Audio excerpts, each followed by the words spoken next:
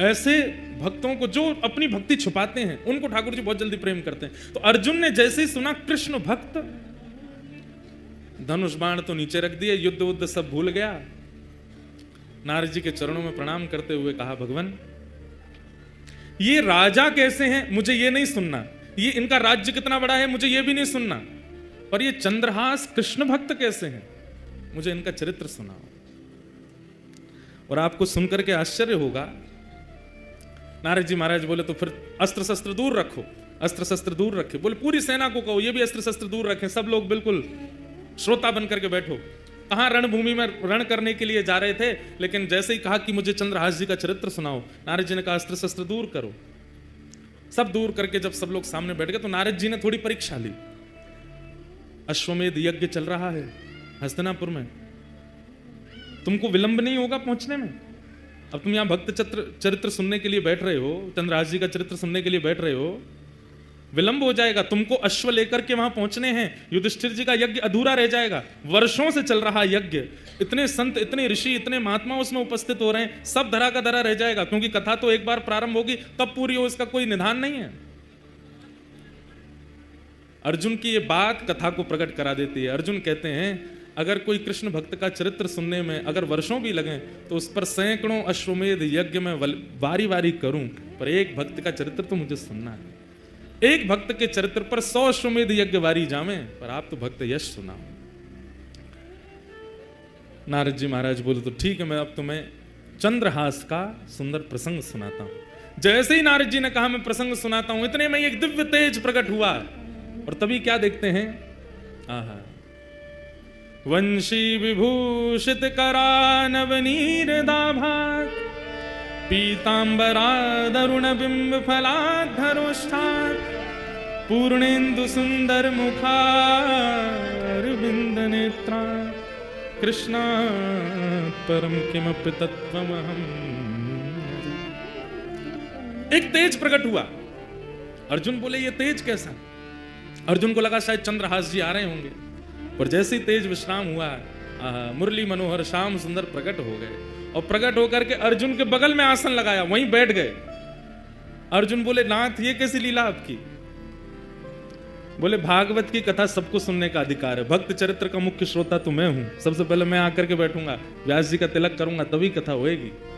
भक्त चरित्र तो मैं सुनता हूं, चंद्रहास का चरित्र यहां पर सुनाया जाएगा या किसी भी भक्त का चरित्र सुनाया जाएगा, मेरे बिना नहीं प्रारंभ हो सकता, तो मुझे आना पड़ेगा। आप सब इतनी संख्या में बैठे हैं, आप सबके बीच में मुंह छुपाए चुपचाप ठाकुर जी बैठे हैं, क्यों? एक भक्त चरित्र प्रारंभ हो रहा है। भक्त का चरित्र तो ठाकुर जी सुनते। ठाकुर जी प्रकट हो गए, अर्जुन के बगल में आकर के बैठ गए। अर्जुन के तो भाव ऐसे प्रकट हो रहे हैं, नाथ कितनी कृपा। नारद जी महाराज भावुक हो गए, भगवान आज्ञा हो तो अब मैं चरित्र सुनाना प्रारंभ करूं। ठाकुर जी बोले निश्चित सुनाओ, अब कोई विघ्न नहीं आएगा, कोई रुकावट नहीं आएगी, तुम तो सुंदर अब चरित्र सुनाओ। केरल देश में एक राजा थे, बड़े प्रतापी राजा, और उन प्रतापी राजा के यहां एक पुत्र ने जन्म लिया, जिनका नाम उन्होंने रखा चंद्रहास। धीरे धीरे बालक जब 3 वर्ष का हो गया, बहुत सावधानी से सुनिएगा सब लोग, बालक जब 3 वर्ष का हो गया तब केरल देश में एक शत्रु राजा ने चढ़ाई की, और ऐसी चढ़ाई की कि पूरे केरल देश को अपने वश में कर लिया। अनंत संख्या लेकर के सैनिकों की आया, पूरे केरल देश पर आक्रमण कर दिया। उस आक्रमण में राजा मारे गए, सैनिक मारे गए। अब धीरे धीरे स्थिति की सेना ने भीतर देश में प्रवेश करके वहां की औरतों को, बच्चों को भी मारना प्रारंभ किया। जो क्रूर राजा जिसने आक्रमण किया था उसको पता चला, बोले कि राजा मर गया, रानी मर गई, पूरा परिवार मर गया, एक इनका 3 वर्ष का बालक है वो अंदर भवन में है, उसको मार दो तो आपकी विजय हो गई इस देश पर। जैसे ही उस राजा ने अंदर प्रवेश करना प्रारंभ किया तो एक धाई मां, जो बालकों की आजकल कहते हैं तो बेबी सिटर करते हैं ना, बच्चों की जो ध्यान रखते हैं, दूध पिलाना, खिलाना, नहलाना, बड़े बड़े घरों में रखते हैं लोग, एक धाई मां, उनकी एक धाई मां चंद्रहास बालक की। उसको जैसे ही पता चला कि कोई आक्रमण में सब मारे गए हैं और अब वो राजा यहीं आ रहा है इस बालक को मारने के लिए, तुरंत बालक को उठा करके उसके जितने राजकीय वस्त्र थे सब उतार दिए, सोने चांदी आदि जो भी उसने पहन रखा था सब उतार करके फेंक दिए। मैले कुचैले वस्त्र जो सामान्य लोगों के होते हैं वो बालक को पहना दिए, कालीत उसके मुख पर पोत दी, अजीब सा उसका रूप कर दिया, केश बिखेर दिए, कड़ूले आदि सब उतार करके फेंक दिए और अपने सौल में लपेट करके बालक को लेकर के जा रही हैं। बालक से कह रही हैं, 3 वर्ष के हैं अभी चंद्रहास, कह रही हैं कोई अगर पूछे कि ये कौन है तो तुम धाई माँ मत बोलना है, बोलना ही मेरी माँ है, बेटा आज से मैं ही तेरी माँ हूं। माता पिता दोनों चले गए, पूरा राज्य नष्ट हो गया। धाई माँ ने बालक को अपनी सौल में लपेटा, गोद में लेकर के पीछे के रास्ते से सामान्य लोग जहां से भाग रहे थे वहीं से निकल के जाने लगे। जगह जगह नाकाबंदी पर सबको देखा जा रहा था। अंदर से राजा ने घोषणा कर दी कि राजकुमार को लेकर कोई भाग गया है, ढूंढो उसको, कहां है। बहुत सुंदर चरित्र है बंधुओं, सावधानी से सुनना। बालक को लेकर के धाई मां जैसे ही बाहर आने लगी तो एक सैनिक ने रोका। कौन हो? महाराज मैं तो सामान्य स्त्री हूं, मेरा घर जल गया, पति मर गए, जा रही हूं कहीं, भाग जाऊंगी, मुझे भी मार देंगे नहीं तो। कौन है ये बालक, इसका मुख दिखाओ। बालक का जब रूप दिखाया तो फटे कुचैले वस्त्र पहने हैं, मुख पर गंदगी लपेटी हुई, लगी रहा था कि धाई मां का ही बालक है। ए बालक ये कौन है? चंद्रहास बोले ये मेरी मां है। ठीक है जल्दी जाओ, निकलो यहां से। जैसे तैसे वहां से प्राण बचा करके उस बालक के वो धाई मां निकल गई। बहुत व्याकुल है चित्त से, इतनी दूर जाना है कि कहीं से भी उस राजा को ये राजकुमार मिल ना जाए। तो दक्षिण केरल देश से चलकर के वो मां उत्तर भारत तक चल करके आई बालक को लेके। महीनों लगे, साल लगे, कितना समय लगा पता नहीं। और ग्वालियर के पास में जो कुंतलपुर गांव जिसके बारे में हम लोग सुनेंगे, जहां के ये राजा बने कालांतर में, वहां पहुंच गए। वहां के तत्कालीन राजा कोई थे, उनके मंत्री थे, उसका नाम था दृष्टबुद्धि। क्या नाम था? दृष्टबुद्धि। दृष्टबुद्धि के पास जाकर के दाई मां ने कहा मैं दासी हूं, बहुत निपुण हूं, आप मुझे जो काम कहेंगे मैं करने को तैयार हूं, मुझे कोई नौकरी दे दीजिए। मां को लगा अब उत्तर भारत में कम से कम इतने 1000 किलोमीटर की दूरी है, कम से कम यहां सुरक्षित रहेंगे राजकुमार। दृष्टबुद्धि, दृष्टबुद्धि कुंतलपुर के राजा के मंत्री हैं। मंत्री ने जैसे देखा, अच्छा ठीक है हमारे यहां तो बहुत सेविकाएं हैं, काम तो लगे रहते हैं, क्या कर सकती हो? बोले जो कहोगे वो करने को। और ये तुम्हारा बालक, ये तो छोटा है, खेल लेगा यहां बाहर बच्चों के साथ में, ठीक है।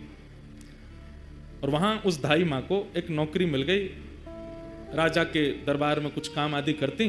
और चंद्रहास राजकुमार, अब पूरा नगर धाई मां को जानता है, जितने लोग जानते हैं सब कहते हैं ये बालक कौन है? बोले कि ये दासी पुत्र है। कहां एक राजमाता का पुत्र, कहां एक राजा का राजकुमार, और अब क्या बन गए हैं? दासी पुत्र। 2-2 दिन तक भोजन नहीं मिल पाता है, रात्रि सोने की व्यवस्था नहीं हो पाती है, दाई मां के साथ ही चंद्रहास रहते हैं।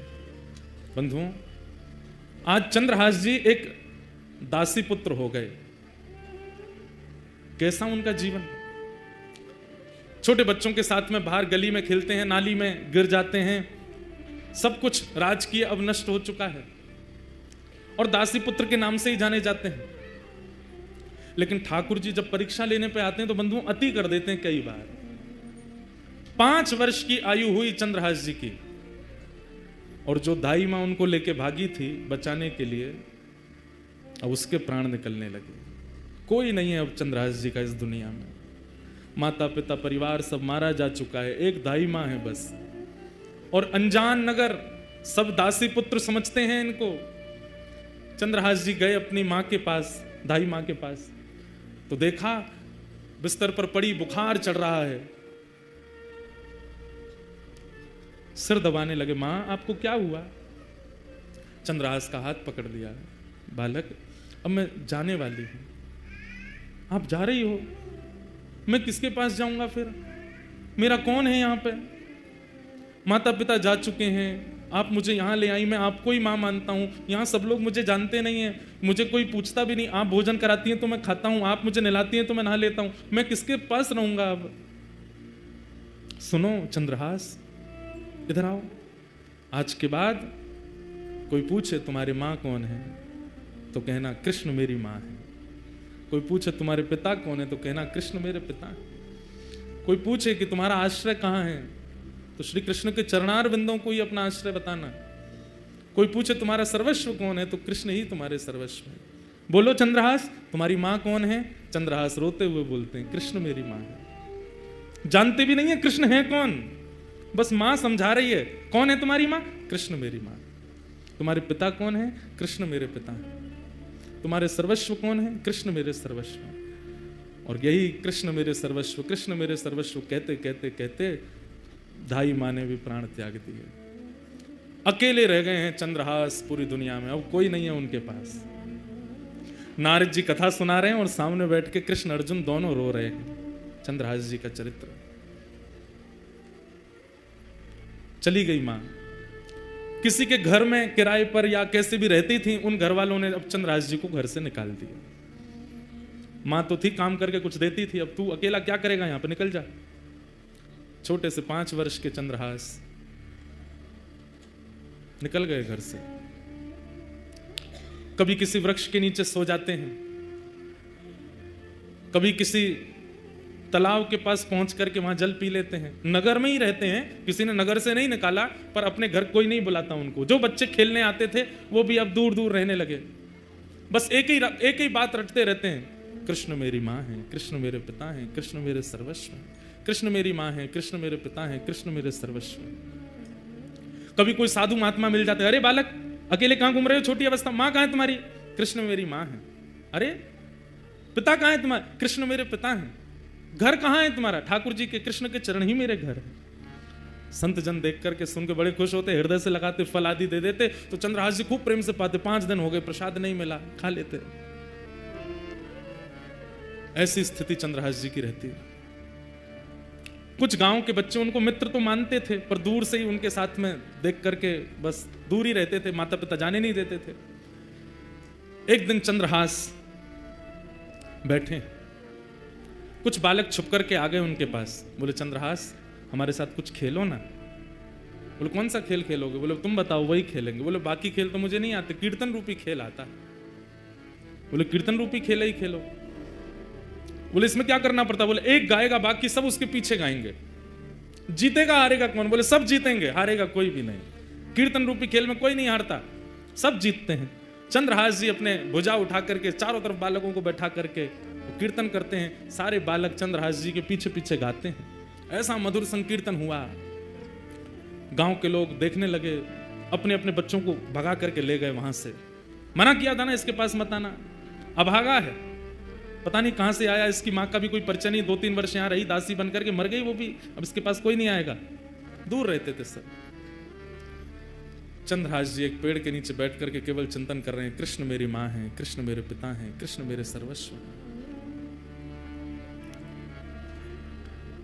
कठिन परिस्थिति सबके जीवन में आती है बंधुओं, बस उस परिस्थिति में ठाकुर जी का त्याग मत करो। कौन से भक्त का चरित्र आप सुने हैं जिसके जीवन में कठिन परिस्थिति ना आई हो? श्रीमन चैतन्य महाप्रभु का चरित्र सुन लीजिए, वे तो साक्षात कृष्ण स्वरूप ही हैं। श्री राधा कृष्ण गौर तनु बनकर के ही चैतन्य महाप्रभु बनकर के आए, पर उनके या उनके अनुयायियों के जीवन में भी कष्ट तो था। हमें दिखता था वो कष्ट, उन्हें अनुभव नहीं होता था। यही तो बात समझने की है कि कष्ट इस संसार में है। दुखालयम शाश्वतम, संसार को दुखालय कहा जाता है। यहां दुख शाश्वत रूप से रहता है, उसको कोई नहीं मिटा सकता, पर उसका अनुभव होना बंद हो जाता है भक्त आश्रितों को, भगवत आश्रितों को। उसकी अनुभूति होनी, उससे मिलने वाली पीड़ा होनी बंद हो जाती है। मैं कथा में कहा करता हूं, भक्ति क्या है? एनेस्थीसिया का इंजेक्शन है, सुन्न कर देती है बॉडी को। फिर चाहे जितनी विपत्ति आवे, जितने कष्ट आवे, जितने संकट आवे, आते तो हैं कष्ट, अनुभव नहीं होते, पता नहीं चलते। चंद्रहास जी के जीवन में अब कोई नहीं है, सब छोड़ करके चले गए।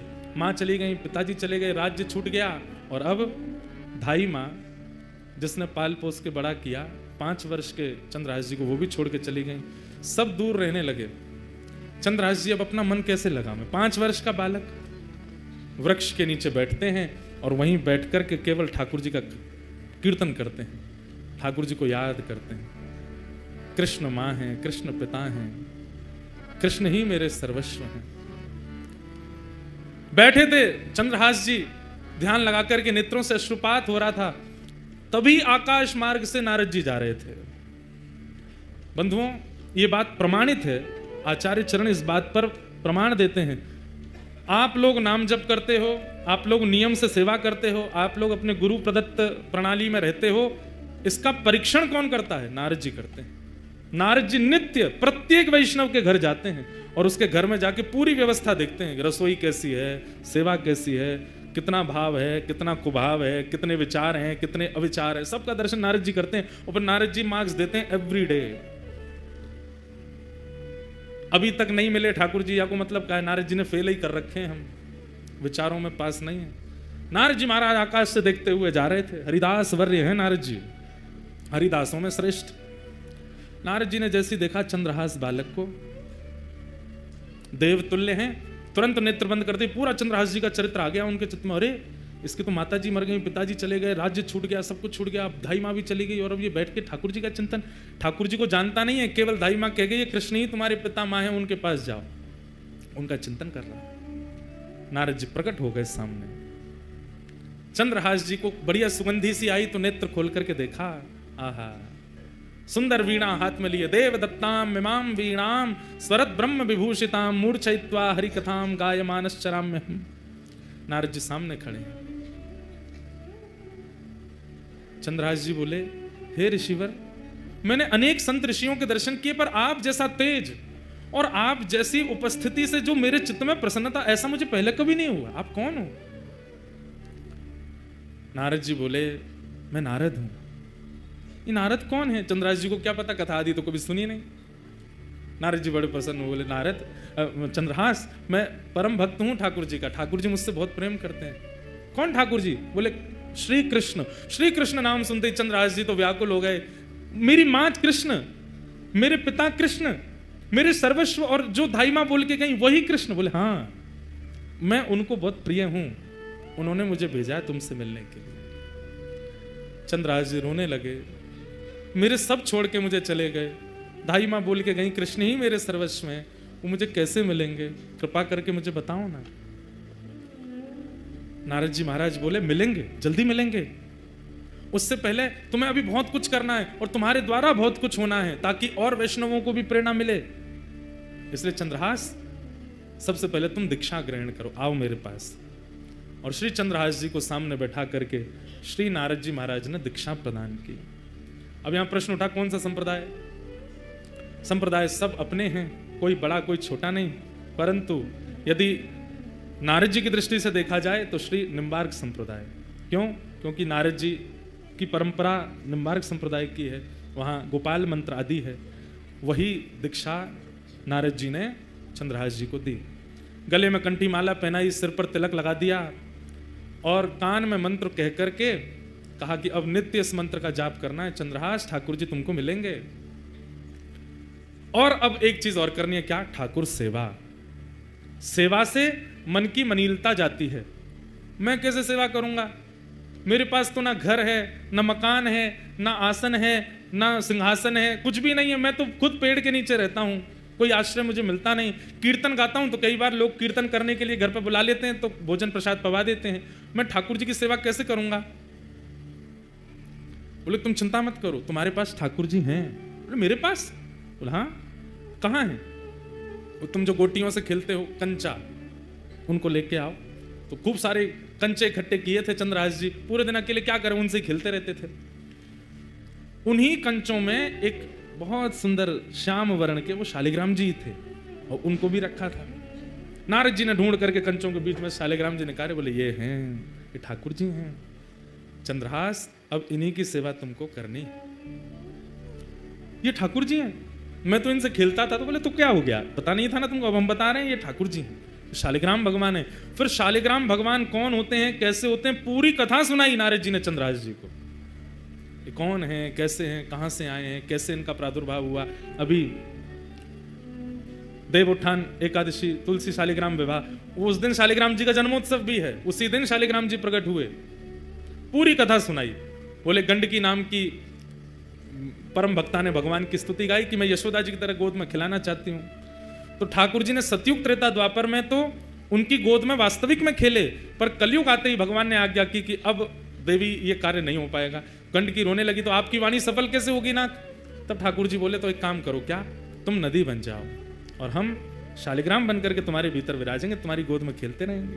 और वही गंडकी नदी बन गई, शालिग्राम जी उसमें विराजते हैं। ये पूरी कथा नारद जी ने चंद्रहास जी को सुनाई।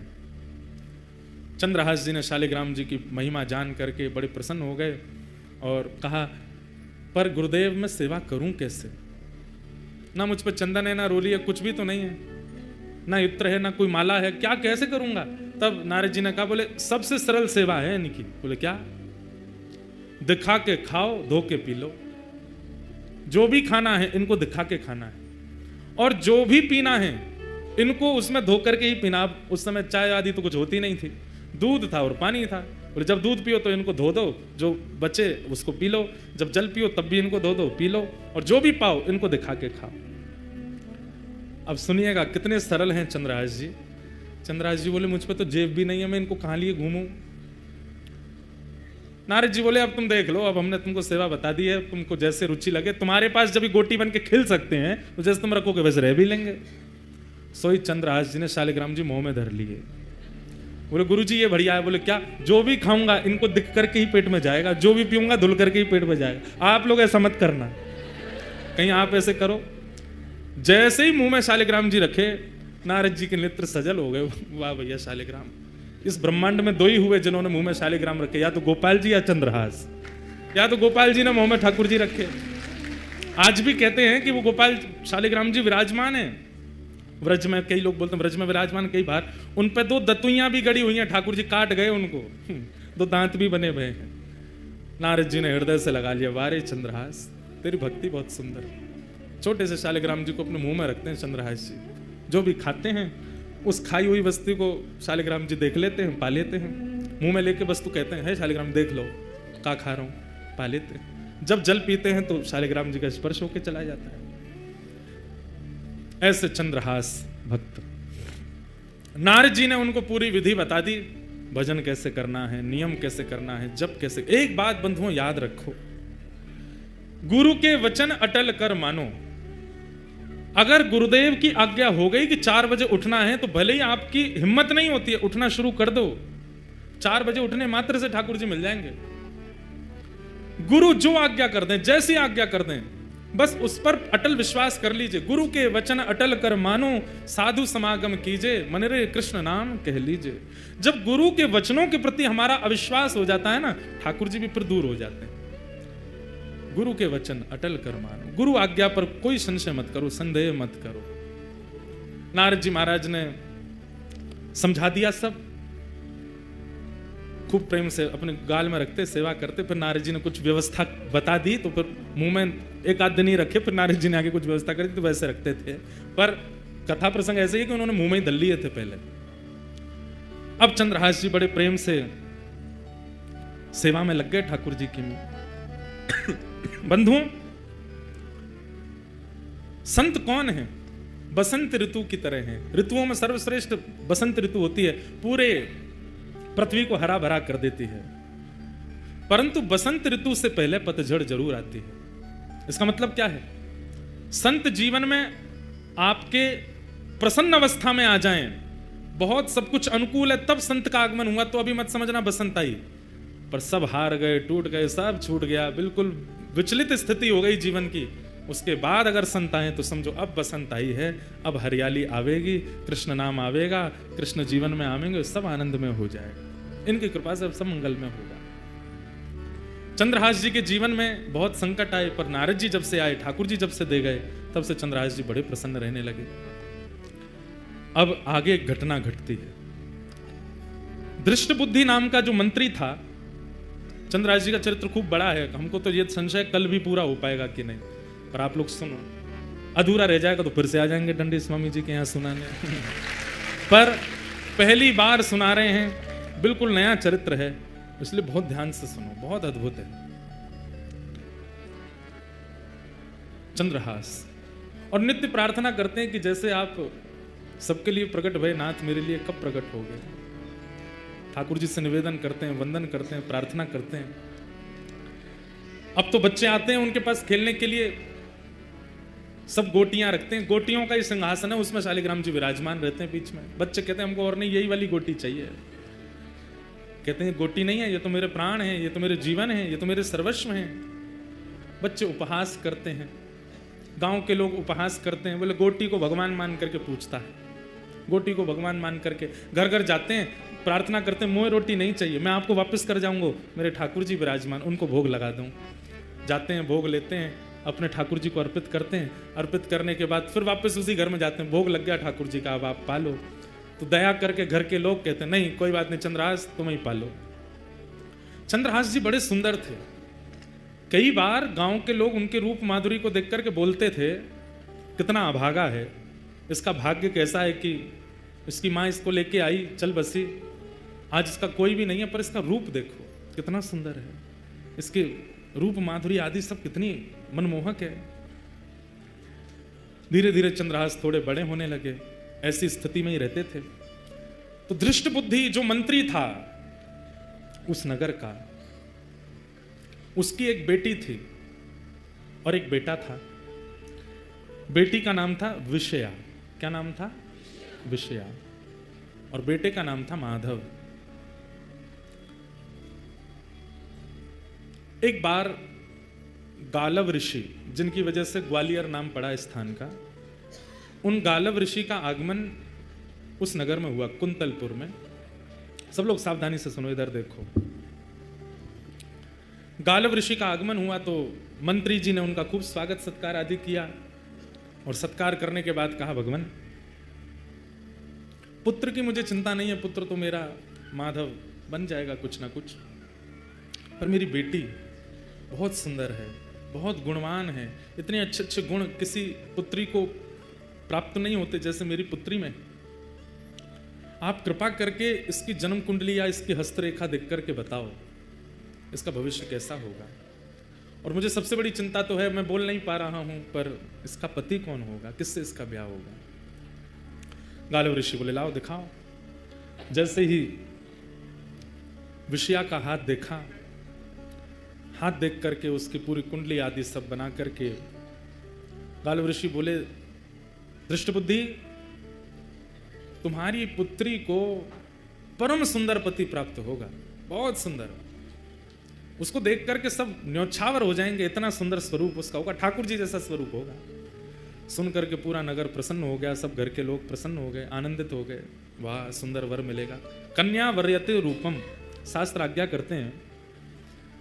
वो बात अलग है कि धन के कारण ब्याह करना पड़ता है, संपत्ति के कारण ब्याह करना पड़ता है, परिवार के प्रेशर में ब्याह करना पड़ता है, लेकिन अगर स्त्री से पूछो तो कन्या वर्यते रूपम, उसको रूप ही चाहिए।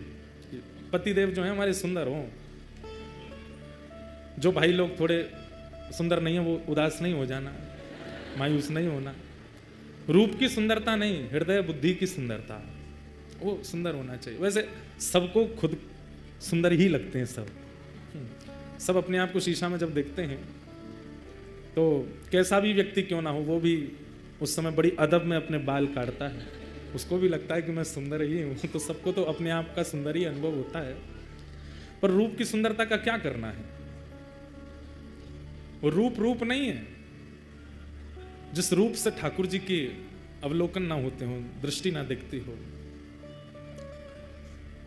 वो कान कान नहीं है जो ठाकुर जी की कथा ना सुनते हो, वो हाथ हाथ नहीं जो सेवा ना करते हो। सबसे बड़ी बात है कि माताओं को सोचना चाहिए पति कैसा हो, भगवत भक्त हो।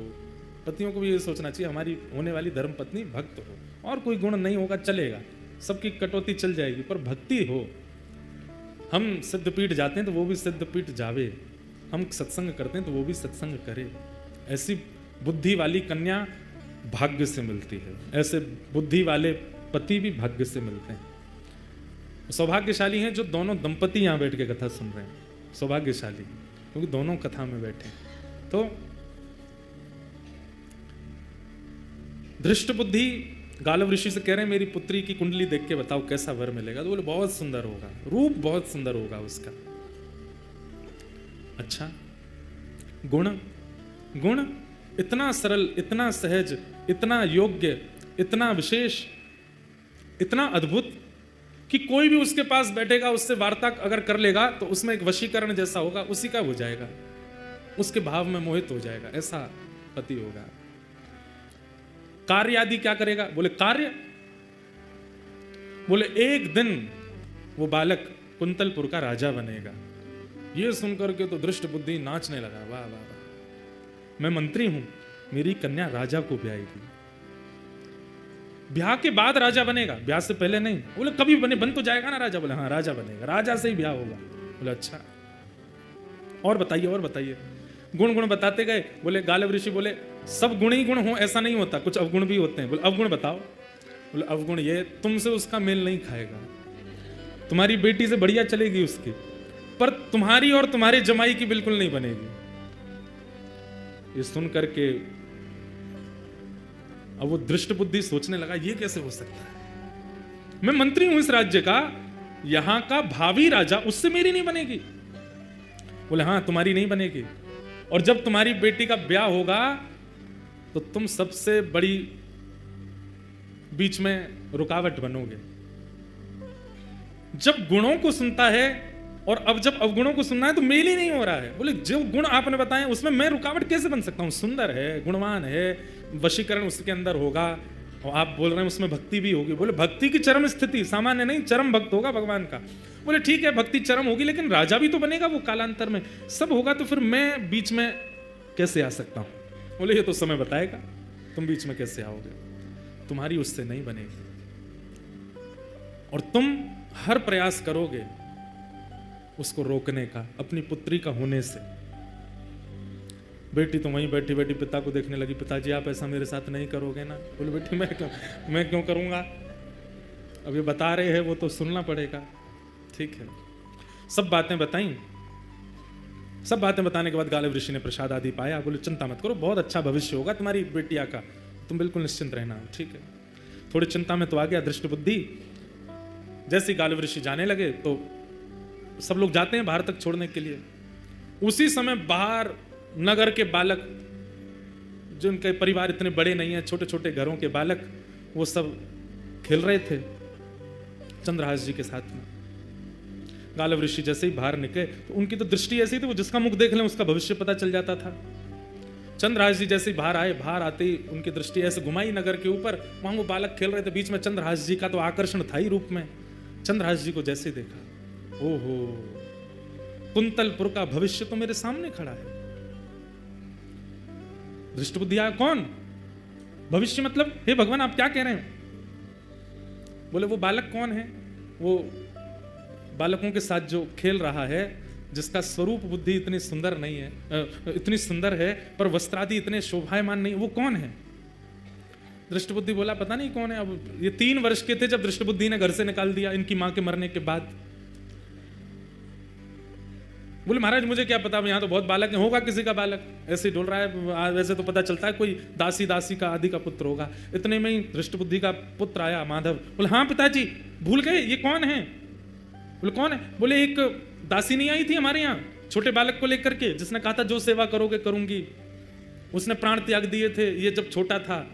हाँ हाँ हाँ हाँ, एक आई थी केरल देश से आई थी। बोले हाँ, वो जो बालक जिसको छोड़ के वो मरी, वही बालक है।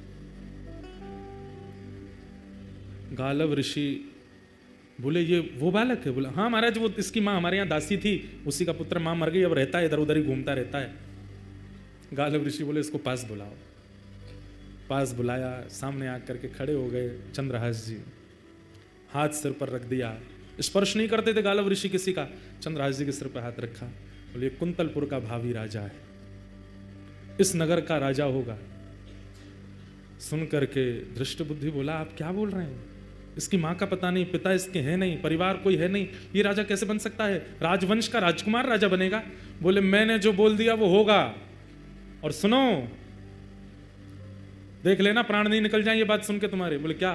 तुम्हारी बेटी का भी इसी से ब्याह होगा, तुम्हारी बेटी विषया का इसी से ब्याह होगा, यही तुम्हारा जमाई बनेगा। सुन करके दृष्ट बुद्धि मूर्छित हो गया। गालव ऋषि की बात दृष्ट बुद्धि के दिमाग में नहीं बैठी। उठ करके खड़ा हो गया दृष्ट बुद्धि।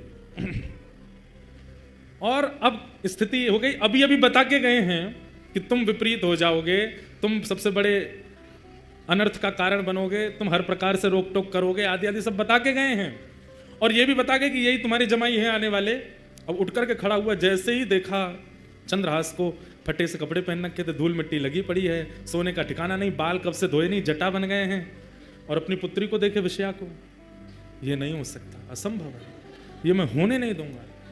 भीतर चलो, बच्चों को भीतर ले गए, किवाड़ बंद कर दी, गालव ऋषि अपना कहका करके सब चले गए वहां से। अंदर आते ही विपरीत प्रवचन करने लगा। बोले ऋषि जनों की कोई बुद्धि तो होती नहीं है, सठिया गए हैं, ऐसे कुछ भी बोलते हैं और ऐसा कोई भाव नहीं है। और बिटिया तू चिंता मत करना, एक श्रेष्ठ राजकुल का बालक आएगा, उससे तेरा ब्याह करूंगा मैं। विषया बोली पिताजी, महाराज जी बोल के गए थे कि आप होने नहीं दोगे ब्याह, आप वही कर रहे हो। अरे उससे ब्याह कराऊंगा मैं तेरा, देखे उसके वस्त्र, देखे उसके कुल का कोई पता नहीं, आदि आदि सब बोलने लगे। बोले संतों की बात ज्यादा नहीं सुनते, और ये सब आपने ही सिखाया था पिताजी, घर में ऋषियां में तो उनके चरण धोना, उनको प्रणाम करना, माला पहनाना, सब करना। आज से सब बंद, कोई संत नहीं आएंगे, कोई ऋषि नहीं आएंगे, किसी की बात माननी नहीं, किसी को हाथ नहीं दिखाना, किसी को कुंडली नहीं दिखानी, और इसका तो मैं देखता हूं क्या करना है। और उसी समय से दृष्ट बुद्धि लग गए किसके पीछे? चंद्रहास जी के पीछे। एक प्रकार से चंद्रहास जी की जो कथा है वह भक्त चरित्र भी है और एक विशुद्ध प्रेम कथा भी है। अद्भुत कथा है, नारद जी सुना रहे हैं, अर्जुन और ठाकुर जी बैठ करके श्रवण कर रहे हैं। बंधुओं, और सज्जनता और दुर्जनता की भिड़ंत हुई। परम सज्जन श्री चंद्रहास जी महाराज और परम दुर्जन कौन? दृष्ट बुद्धि। उनकी सुंदरता देख करके विषया तो तभी मोहित हो गई थी। और सबसे बड़ी बात कि सुंदरता चेहरे में नहीं है, हृदय में है, क्योंकि हृदय में ठाकुर जी हैं। और वही हृदय की सुंदरता, जिसके चित्त में ठाकुर जी होते हैं, उसकी सुंदरता अलग होती है। एक बात सुनिएगा, सुंदर व्यक्ति को देख करके चित्त में काम उत्पन्न होता है, सुंदर व्यक्ति को देख करके चित्त में भोग उत्पन्न होता है, विलास उत्पन्न होता है, तो वो व्यक्ति सुंदर है। लेकिन किसी की सुंदरता देख करके श्री जी प्रकट होती हैं, ठाकुर जी प्रकट होते हैं, वृंदावन प्रकट होता है, व्रज का स्मरण होता है, तो समझ जाओ परम भक्त है। चंद्रहास जी के रूप को देख करके विषया के चित्त में पता नहीं कैसी प्रीति ठाकुर जी के प्रति जागृत होने लगी। और ठाकुर जी के प्रति प्रकट होने वाली उस, जय हो भैया, कौन को फोन बज रहा हो इतनी जोर से, ऐसी प्रसन्नता, अब मन बना लिया कि चाहे जो हो ब्याह तो इसी से करूंगी, बड़ा हो जाए। लेकिन दृष्ट बुद्धि ने मन बना लिया कि इसको नष्ट करना है। सैनिकों को बुलाया, बोले एक काम करना है तुम्हें मेरा। बोले क्या? वो वृक्षों के नीचे एक बालक घूमता रहता है। बोले हाँ, उसको पकड़ करके ले जाना है और दूर वन में ले जा करके, इतना दूर ले जाना कि खबर भी ना पड़े, दूर वन में ले जाके उसका वध कर दो। और प्रमाण देने के लिए मुझे उसका कोई एक अंग अपने साथ लेकर के आना, जिससे यह प्रमाणित हो जाए कि तुमने उसे मार दिया। सैनिकों ने पूछा महाराज जी उस बालक का अपराध क्या है? बोले अच्छा खबरदार, तुम्हारी हिम्मत क्यों होती है पूछने की? मैं मंत्री हूं, मुझे पता है उसका अपराध क्या है। तुम्हारा यह काम नहीं है कि तुम ये पूछो मुझसे कि उसका अपराध क्या है। उसका जो भी अपराध है मुझे पता है। तुम केवल जितना मैं कहता हूं उतना करो, उस बालक को लेकर के जाओ, कोई देखने ना पाए। बधिकों ने कहा महाराज जी हम कहीं गए, हमारे रूप आदि को देख के हमने उसको उठाया, वो चिल्लाया, गांव के लोग आ गए तो बोले रूप बदल के जाओ। बोले क्या रूप बना के जाएं? बोले गले में माला पहन जाओ, धोती पहन जाओ, ऊपर स्वाफा बांध लो, गले में एक झोला टांग लो, संतों का भेष बना लो और सीताराम सीताराम चिल्लाते हुए जाना। सुना है उसको सत्संग कीर्तन बहुत प्रिय है और संतों के पास वो सहज खुद ही चला जाता है। संत बन के जाओगे तो आ जाएगा। सैनिकों ने संतों का रूप धारण कर लिया और संत रूप धारण करके वो सब सैनिक जन गए चंद्रहास जी के पास। चंद्रहास जी बैठ करके भगवत स्मरण कर रहे थे। प्राण श्री कृष्ण, जीवन श्री कृष्ण, मां श्री कृष्ण, पिता श्री कृष्ण, जीवन उद्धारक श्री कृष्ण, सर्वस्व श्री कृष्ण। जैसे ही वे रूप बदल करके चंद्रहास जी के पास पहुंचे, चंद्रहास जी को देखते ही पता नहीं कैसी एक परम शांति सी का अनुभव उनको चित्त में होने लगा, परम शांति का अनुभव देख करके मानो ऐसा मन होने लगा हम और देख लें, इसके पास बैठ लें, इसके रूप को निहारते रहें, इसकी आंखें, इसके नाक, इसका मुख, इसके कान, पता नहीं परी अच्छी सी शांति से प्रकट कर रहे हैं। पर सारे सैनिक एक दूसरे के प्रति सोच रहे हैं कि कहीं ऐसा नहीं मुझ में लोभ आ रहा हो, ये सब लोग मेरी स्थिति को देख के कुछ और सोचें, पर वास्तव में सबके चित्त में एक साथ लोभ आ रहा था उसको देखने का। एक सैनिक दूसरे से बोला, सुनो मैं तो इस पर मोहित हो रहा हूं, इसको मारने में मैं तुम्हारा साथ नहीं दूंगा, मैं यहीं रुक जाऊंगा, तुम इसको आगे ले जाना। तो दूसरा बोला, मेरी भी यही हालत हो रही है। तो तीसरे को बोलते हैं ये ले जाएगा। तीसरे को बोले सुनो तुमसे पहले तो मैं ही लट्टू हुआ जा रहा हूं इस पर। कहने का अभिप्राय जिसके चित्त में ठाकुर जी होते हैं ना, उसको देख करके दुर्जन के भी चित्त में कहीं ना कहीं सहज सरलता आती। ये सब प्रमाण है बंधुओं हमारे भजन का। हमारे अंदर अगर भजन है, ठाकुर जी हैं, तो हमारी उपस्थिति अगर 4 लोगों के चित्त को परिवर्तित नहीं कर रही है तो इसका मतलब है कि भजन नहीं है, आडंबर है। एक को भी अगर परिवर्तित करती है, एक के चित्त में भी कुछ परिवर्तन लाती है, आपका रूप, आपका स्वरूप, आपकी बोली, समझो ठाकुर जी स्तब्ध हो गए। अच्छा एक बात और, हमने हमारे नाना जी से एक बात पूछी। मैंने कहा नाना जी एक बात बताओ, हमारे पूज्य नाना जी पंडित श्री कृष्णलाल शास्त्री जी बड़े अच्छे भागवत के विद्वान और ब्रज साहित्य के विद्वान, उनसे हमने एक बार पूछा, मैंने कि नाना जी जैसे प्रहलाद जी की भक्ति देख करके सारे सैनिक भक्ति करने लगे, भजन करने लगे, हिरण्यकश्यप ने देखा उसके अंदर क्यों कुछ नहीं हुआ? सबके चित्त में हो रहा था तो हिरण्यकश्यप में, वही प्रश्न यहां भी उठता है, जब सबके चित्त में चंद्रहास जी को देख करके प्रेम, प्रसन्नता, भक्ति उत्पन्न हो रही है तो फिर दृष्ट बुद्धि के चित्त में क्यों नहीं? हमारे नाना जी एक सहज सरल सा उत्तर देते थे, लाला अगर बटन ऑन करोगे तो एक बटन से कई बार वो दीपावली पे लंबी लंबी लाइट्स जलती हैं ना, सारी लाइटें जल जाती हैं, पर वही जलती हैं जिनमें जो फ्यूज नहीं होती, जिनमें करंट पहुंचता है। लेकिन उन्हीं लाइटों में कई बल्ब ऐसे होते हैं वो फ्यूज होते हैं, करंट आने के बाद भी वो नहीं जलते, इसका मतलब वो फ्यूज हैं। कहने का अभिप्राय ऐसे ऐसे रसिक संत, ऐसे ऐसे महापुरुष लुधियाना आते हैं, दंडी स्वामी जी महाराज की सिद्ध पीठ में बैठते हैं, इतने लोग ये सब जल गए, जितने भी लोग यहाँ खड़े हैं सबके अंदर जो है करंट जैसी गया, सब प्रज्वलित हो गए, पर इतने के बाद भी जो प्रज्वलित नहीं हुआ समझो फ्यूज है, भीतर से खराब है, इतने के बाद भी प्रज्वलित नहीं हुआ। तो हमारे नाना जी कहते हिरण्यकश्यप फ्यूज है तो, और वही बात यहाँ आज याद आई कि यहाँ पे दृष्ट बुद्धि भी फ्यूज है। अच्छा आदमी फ्यूज कब होता है? आदमी फ्यूज कब होता है? वैष्णव अपराध से।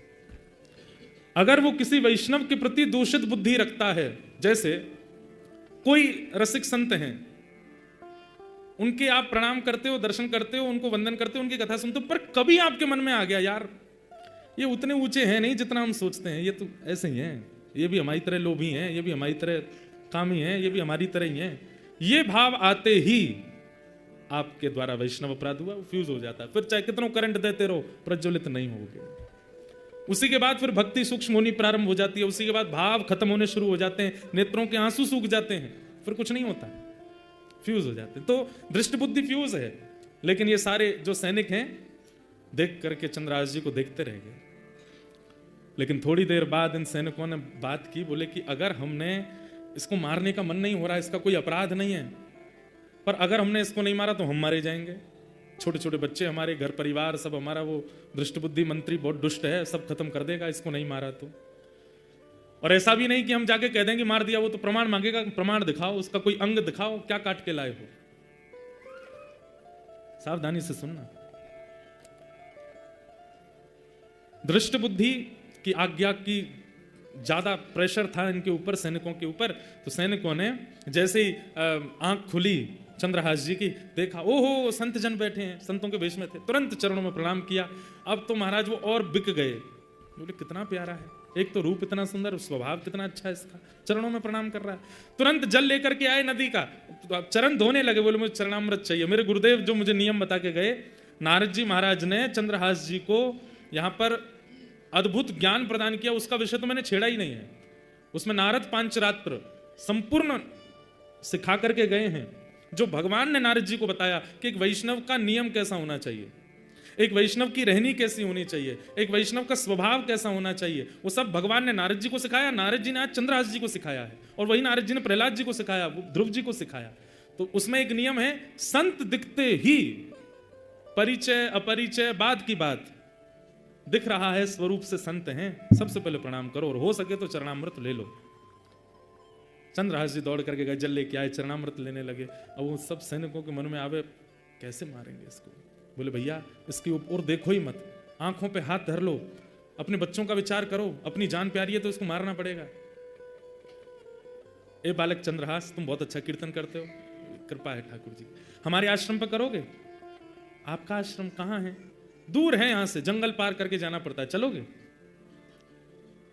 चल दूंगा नाथ, संतों की आज्ञा तो नकारनी नहीं है, गुरुदेव की ऐसी आज्ञा है, आप कह दे मैं चल दूंगा, चलो।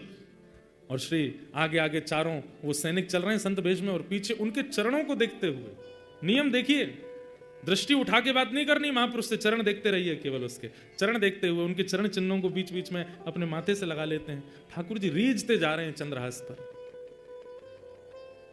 ले गए घनघोर जंगल में, कोसों दूर उस नगर से। अचानक से वे चारों रुके, और जैसे ही पलटे, अपना भेष हटाया, सैनिकों के भेष में आ गए, अपने खड़क तलवार आदि लेकर के हाथ में खड़े हो गए। पर वो सैनिकों जैसे लगे ही नहीं रहे, क्यों? आंखों में दया है, हाथ कांप रहे हैं। चंद्रहास बोले, आप सब लोग, ये महात्मा जी आपका रूप कैसे बदल गया? हे संत चरण, आपने अपने कपड़े उतार के क्यों फेंक दिए? माला जी क्यों उतार दी? और ये खड़क आदि क्यों ले लिया? चंद्रहास, हमसे ज्यादा बात मत कर, नहीं तो हम तेरे पे मोहित होते चले जाएंगे। तुझे मारने के लिए आए हैं हम, और तुझे मारेंगे। चंद्रहास बालक बोला, पर क्यों? मेरा अपराध क्या? मैंने क्या गलती की? मैंने राजकोष का कुछ चुरा लिया? मैंने किसी के साथ कुछ अपराध किया? मेरे द्वारा किसी को कुछ बुरा लगा? मैंने क्या गलत किया? आप मुझे क्यों मारना चाहते हैं? और मुझे जीने की कोई बहुत इच्छा नहीं, पर अभी तो मेरा जीवन प्रारंभ हुआ। माता पिता बचपन में चले गए, धाई माँ भी छोड़ के चली गई, नगर बदल गए, सब कुछ मैं आपको कहां तक बताऊं। जैसे तैसे गुरु कृपा से मुझे गुरुदेव मिले, अब उस नियम पथ पे चल रहा हूं, ताकि एक दिन श्याम सुंदर मुझको मिलेंगे, मेरे कृष्ण मुझको मिलेंगे, उनसे पहले आप मेरा वध कर दोगे? कम से कम ये बता दीजिए मेरा अपराध क्या। बताने की अनुमति नहीं है, बस तुमको मारना है। और हमसे ज्यादा बात मत करो, तुम जल्दी आओ, सिर अपना नीचे करो, मुख मत दिखाओ, हमें काटने दो तुम्हारा सर। चंद्रहास बालक थोड़े घबरा गए, हाथ जोड़ करके बोले, एक आज्ञा चाहिए। बोले क्या? अंतिम इच्छा मैं अपनी पूरी कर सकता हूं। बोले क्या अंतिम इच्छा है? बोले आज सुबह से ठाकुर जी की सेवा नहीं करी, अपने ठाकुर सेवा कर लूं, ठाकुर जी का भोग लगा दूं, चरणामृत पी लूं, उसके बाद ले चलना, मार देना। मैं कहाँ गली चौबारों में रहने वाला, मैं किससे जाके कहूं कि मुझे बचाओ? कोई है भी तो नहीं मेरा, अब मेरे पास कोई रास्ता नहीं, मरना तो मुझे है ही है, पर मैं अपना नियम तो कर लूं। ठाकुर सेवा, अब तू वापस जाएगा ठाकुर जी लेने? नहीं, ठाकुर जी मेरे कोई सिंहासन मंदिर में थोड़ी है। तो कहां है ठाकुर जी? तुरंत मुंह से ठाकुर जी निकाले, गाल में रखते थे। चंद्रहास देख करके सैनिकों के नेत्र सजल हो गए, हम कैसे मारे इसको? कितना भावुक है, कितना भक्त, मुख में ठाकुर जी लेके घूमता है। मेरे पास कुर्ता भी नहीं है, मेरे पास जेब भी नहीं है, मेरे पास सिंहासन नहीं, इसलिए मुंह में रख के घूमता हूं। गुरुदेव ने आज्ञा दे दी, इसलिए, अपने मन से नहीं। तुरंत गए पास के जल में जाकर के शालिग्राम भगवान को स्नान कराया, एक पत्र का आसन बना के उस पर बिठा दिया, पुष्प तोड़ के लाए, उनका वंदन करने लगे। एक मट्टी में ही थोड़ा जल मिला के चंदन रज जैसा बना करके ठाकुर जी का तिलक स्वरूप लगाया, ठाकुर जी की प्रसादी तिलक स्वरूप अपने लगाई, फल तोड़ करके लाए, ठाकुर जी को अमनिया करके पवा दिया। सैनिक जन देख रहे हैं और बस एक दूसरे का हाथ पकड़ के कह रहे हैं, भैया मुझसे ये अपराध नहीं होगा, मैं अपने घर वालों के लिए मरने को तैयार हूं, इसको नहीं मारूंगा। अरे थोड़ा धैर्य रख, मारना है, थोड़ा और साहस कर, मारेंगे हम इसको। अंत में ठाकुर जी के चरणों में प्रणाम करते हुए गाने लगे और गाते गाते ठाकुर जी से बोले, हे नाथ, मैं अपने प्राण त्याग रहा हूं आज आपके चरणों में, बस अपनी एक अंतिम प्रार्थना आपसे करना चाहता हूं। एहो विधि नाथों पे अचरा पसार मांगू, जन्म जन्म दीजो याहि ब्रज बसी, अहीर की जात समीप नंद घर, एहो विधि ना तो पे अचरा पसार मांग, जन्म जन्म दीजो आही ब्रज बस। चंद्रहास जी अपनी झोली फैला करके ठाकुर जी से बोले, हे नाथ, पता नहीं इस जन्म पे तो मेरे से क्या ही अपराध हुआ कि बचपन से सब ऐसा हुआ कि मुझे समझ नहीं आता कि मैंने क्या अपराध किया। सब बिगड़ता गया, लेकिन मुझे वो बिगड़ा हुआ नहीं लगा। अच्छा, मुझे गुरुदेव नारद मिले, मुझे आप मिले, आपकी सेवा मिली, बस नाथ एक ही प्रार्थना, अगले जन्म में भी आप मिल जाना, उसके अगले जन्म में भी मिल जाना, उसके अगले जन्म, और जब जब मैं जन्म लूं आप मुझे मिलते रहना, बस मेरी यही अंतिम प्रार्थना है नाथ। और ये प्रार्थना करके ठाकुर जी के आगे सर झुकाते हुए चंद्रहास बोले, सैनिकों, हे वधिकों, अब आप मेरा सर काट सकते हैं, तुरंत काट दीजिए, मैं देखूंगा नहीं, मैं ठाकुर जी के चरणों में सर झुका के बैठा हूं, आप मेरा सर काट दीजिए। सैनिकों ने तुरंत अपने खड़ग उठाए, हाथ पांव ऐसे कांप रहे हैं उनके। आज वही खड़ग जिससे अनेकों के सर धड़ से अलग किए, आज वो इतना भारी लग रहा है कि उसको चार मिलकर के नहीं उठा पा रहे।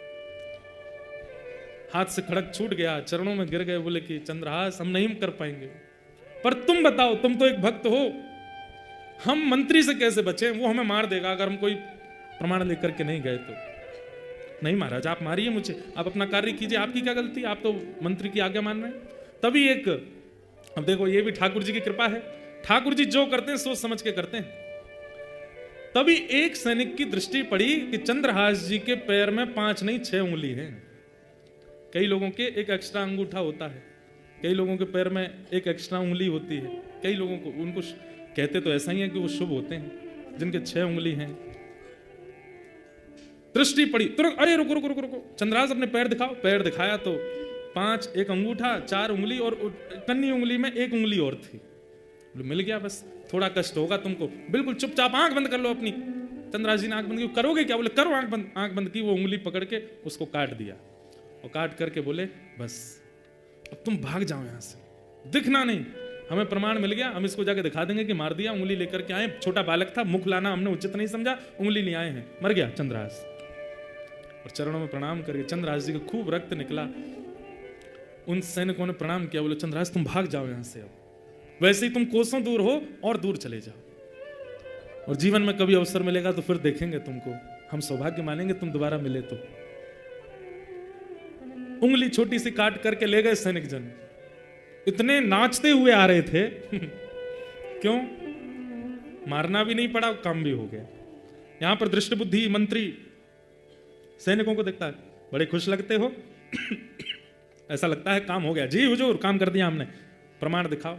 उंगली दिखाई, देख करके हंसने लगा दृष्ट बुद्धि। हाँ, संत बोलता था उससे ब्याह होगा मेरी बेटी का, संत बोलता था वो राजा बनेगा यहाँ का।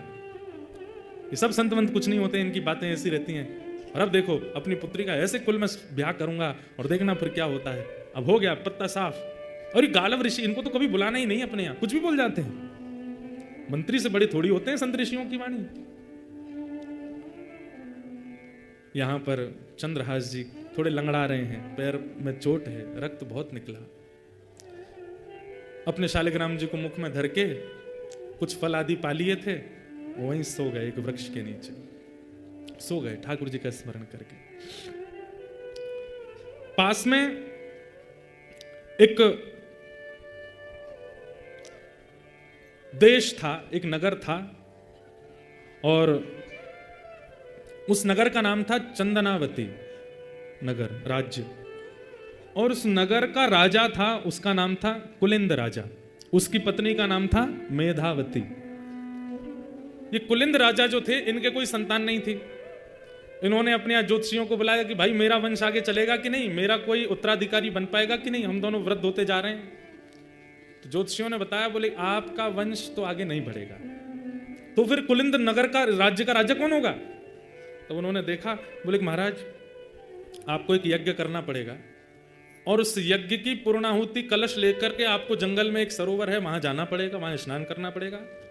जब आप वहां से लौट करके आ रहे होंगे, तब आपको एक बालक मिलेगा, वही बालक आप गोद लेंगे और वही बालक कुलिंद देश का राजा बनेगा।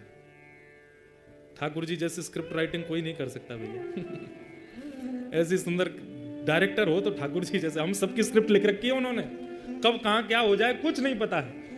अब सोचिए, अब कुलिंद राजा, उसने अनुष्ठान किया, अनुष्ठान करने के बाद यज्ञ विसर्जन के लिए सरोवर स्नान करने जा रहा है। सरोवर में स्नान करके जैसे ही लौटे तो कहा था सैनिकों ने कि ब्राह्मणों ने, लौटते समय बस ध्यान से देखते आना, एक बालक मिलेगा। लौटते समय जब आ रहे थे तभी दृष्टि पड़ी एक वृक्ष के नीचे चंद्रहास जी बैठे, ठाकुर जी का स्मरण कर रहे हैं। जाते ही राजा ने उनके पास बैठे बोले, पूछ तो लूं कहीं किसी का बेटा ना हो, कहीं किसी और का ना हो, मेरे को तो अनाथ बालक चाहिए जिसको मैं अपने कुल दीपक बनाऊं। ये कौन है, इसकी जानकारी तो ले लूं। पूछा कि तुम कौन हो, तुम्हारा नाम क्या है। तो कितना सुंदर शब्द है। चंद्रहास जी कहते हैं, मात पिता सब कृष्ण है, मात पिता सब कृष्ण है घर यह आकाश। मेरे माता पिता कृष्ण हैं और ये आकाश ही मेरा घर है। नाम हमारो सब कहें बालक चंद्रहास। माता पिता सब कृष्ण हैं, घर है यह आकाश, और सब चलते फिरते बोलते थे इसलिए अपना नाम पता चला, मेरा नाम है चंद्रहास। सुन करके राजा चकित हो गए, अपनी रानी को देखने लगे। तुम्हारी माँ कौन है? बोले कृष्ण। पिता? वो भी कृष्ण। ताऊ चाचा सब कृष्ण। आकाश ही मेरा घर है, मेरा नाम चंद्रहास। मतलब अनाथ नहीं। नाथ तू अनाथ को, भगवान का नाम नाथ है। द्वारिका नाथ, जगन्नाथ, श्रीनाथ, सब जगह नाथ हैं। और नाथ का मतलब क्या होता है? रक्षक, स्वामी। अगर आप नाथ हैं, नाथ, तो मुझसे बड़ा अनाथ कोई नहीं है। हम सबको कहना चाहिए, नाथ तू अनाथ को तो अनाथ कौन मोह। आप सब अनाथ नहीं है। सबको लगता है कि ये उमेरो, ये उमेरो। अच्छा, कल रिजाइन दे दीजिए अपने काम से, कमाई छोड़ करके घर पे बैठो, पत्नी से कहो चलो आलू पराठा बनाओ। आज काम पे नहीं जाना, नहीं जा रहे, छोड़ दिया। पत्नी एक बार, अच्छा मेरे पास रहना घर पे, बड़े वाले गिलास में लस्सी लेके आओ, इतना बड़ा पंजाबी गिलास, पियो। शाम को बोलो आज कुछ और बनाओ, पिज्जा बनाओ, रात्रि में ये वाला पराठा बनाओ, सुबह ये बनाओ। 1 दिन 2 दिन 3 हर दिन डिमांड करो। 7 दिन बाद रसोई पे खड़ी खड़ी बोलेगी खाना ही है कि कमाना भी है। देवी अब कमाई उमाई कुछ नहीं, अब तो तान दुपट्टा से। तो कल परसों की व्यवस्था कैसे होगी, भगवान देखेंगे। पत्नी हो, बच्चे हो, माँ हो, पिता हो, सगे हो, संबंधी हो, 7 दिन में खलने लगोगे उनको। 7 दिन बाद प्रिय नहीं लगोगे। इच्छा होने लगेगी कि बस ये पड़ा ही रहेगा क्या, कुछ करना नहीं है इसको। हम किसी के प्रिय इसलिए हैं क्योंकि हमसे उसका कोई स्वार्थ है। मानते तो हमारा भी परिवार है, हमारा भी सब कुछ है, हम बोल रहे हैं यहां बैठ करके, पर मुझे भी पता है, आपको भी पता है, स्वार्थ लाग करहि सब प्रीति। अपना कौन है तो ब्रह्मनाथ नहीं हुए। एकमात्र ठाकुर जी ऐसे जिनका हमसे कोई काम नहीं बनने वाला, फिर भी हमारे लिए बैठे।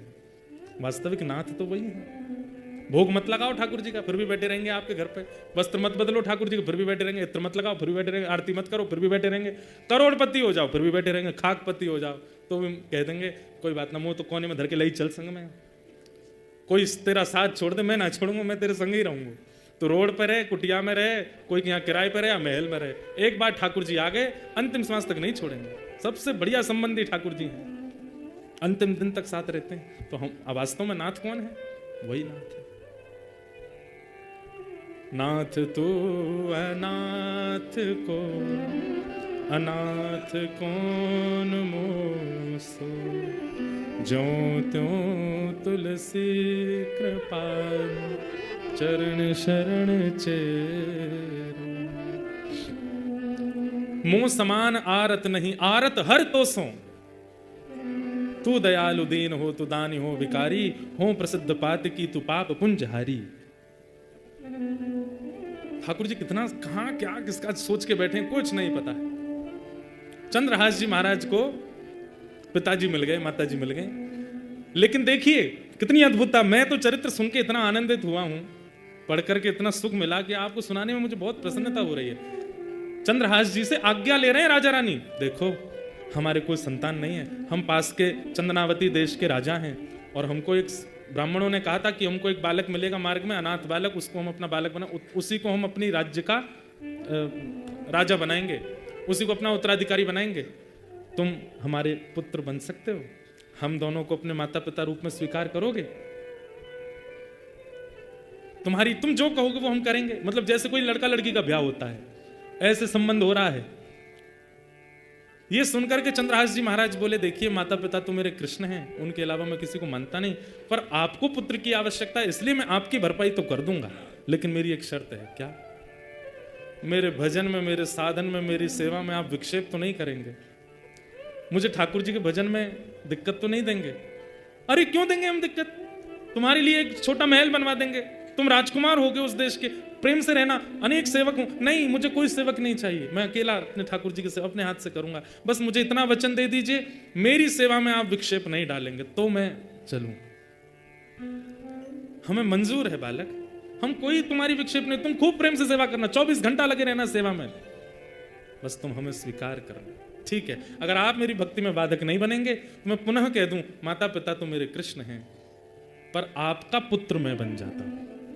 और श्री चंद्रहास जी ने उस राजा कुलिंद राजा को अपने आप को पुत्र रूप में प्रदान कर दिया कि आप मुझे ले चलो। सिंहासन पर बैठे महाराज, पुष्प वर्षा हो रही है, लाखों की तादाद में पूरा चंदनावती नगर देख रहा है, हमारा राजकुमार आ रहा है बैठ करके, रथ में बैठ करके श्री चंद्रहास जी पधारे। ये ठाकुर जी की लीला है भैया, कहां क्या करें, बस उन पर भरोसा रखो। हम लोग कैसे हैं पता है, बीमार हो गए, 7 दिन दवाई से ठीक नहीं हो रहे, अब क्या करें, ऊपर का कोई चक्कर है हमारे ऊपर, यहाँ पर ये कर आओ, वहां पर वो कर आओ, उधर से वो कर आओ, उधर से वो कर आओ, जहां से ऐसे। ठाकुर जी पे भरोसा क्यों नहीं रखते हैं? ठाकुर जी का चक्कर क्यों नहीं है आपके ऊपर, ये दूसरों का ही चक्कर क्यों है हमारे ऊपर? प्रहलाद जी महाराज कहते हैं, कृष्ण ग्रह ग्रहितात्मा नवेद जगदीश्वर। जब अनेक प्रयासों से नहीं मर रहे थे प्रहलाद जी, तब हिरण्यकश्यप ने पूछा, तूने कोई टोना किया है क्या, कोई टोटका है क्या, ये कोई प्रेत तेरी रक्षा कर रहा है क्या?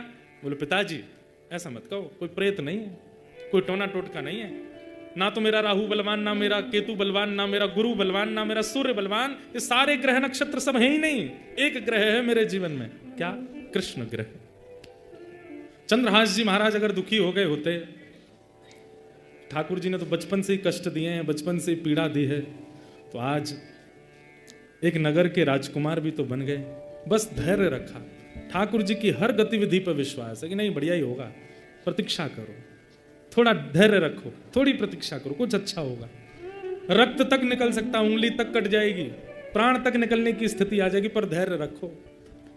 ठाकुर जी धैर्य परखते हैं।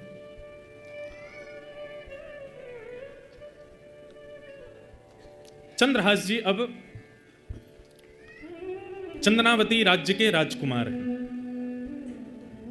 राज्य में आते ही पिता ने आज्ञा दी, बेटा चंद्रहास अब तुम देखो, ये मर्यादा है कुल की, तुम्हें विद्यालय पढ़ने जाना होगा। विद्यालय गए, विद्यालय जाकर के चंद्रहास जी ने पूरी शिक्षा ग्रहण की, जैसी शिक्षा एक राजकुमार को प्राप्त होनी चाहिए, वो सब शिक्षा ग्रहण करके वापस आए। वापस आकर के पिता ने उत्तराधिकारी रूप में उनको घोषणा करके पूरे नगर के सामने घोषणा कर दी कि भाई ये हमारे उत्तराधिकारी। चंद्रहास जी जैसे ही मंच पर आकर के हाथ जोड़े, उनकी रूप को देख करके, मुख का तेज देख करके, नेत्रों की गंभीरता देख करके तो पूरी प्रजा मोहित हो गई। राजा से कह दिया, बोले राजन आपने इतने सुंदर हमारे उत्तराधिकारी चुने हैं, अब तो बस इच्छा हो रही है कि ये राजगद्दी पर कब बैठेंगे, ये राजा कब बनेंगे।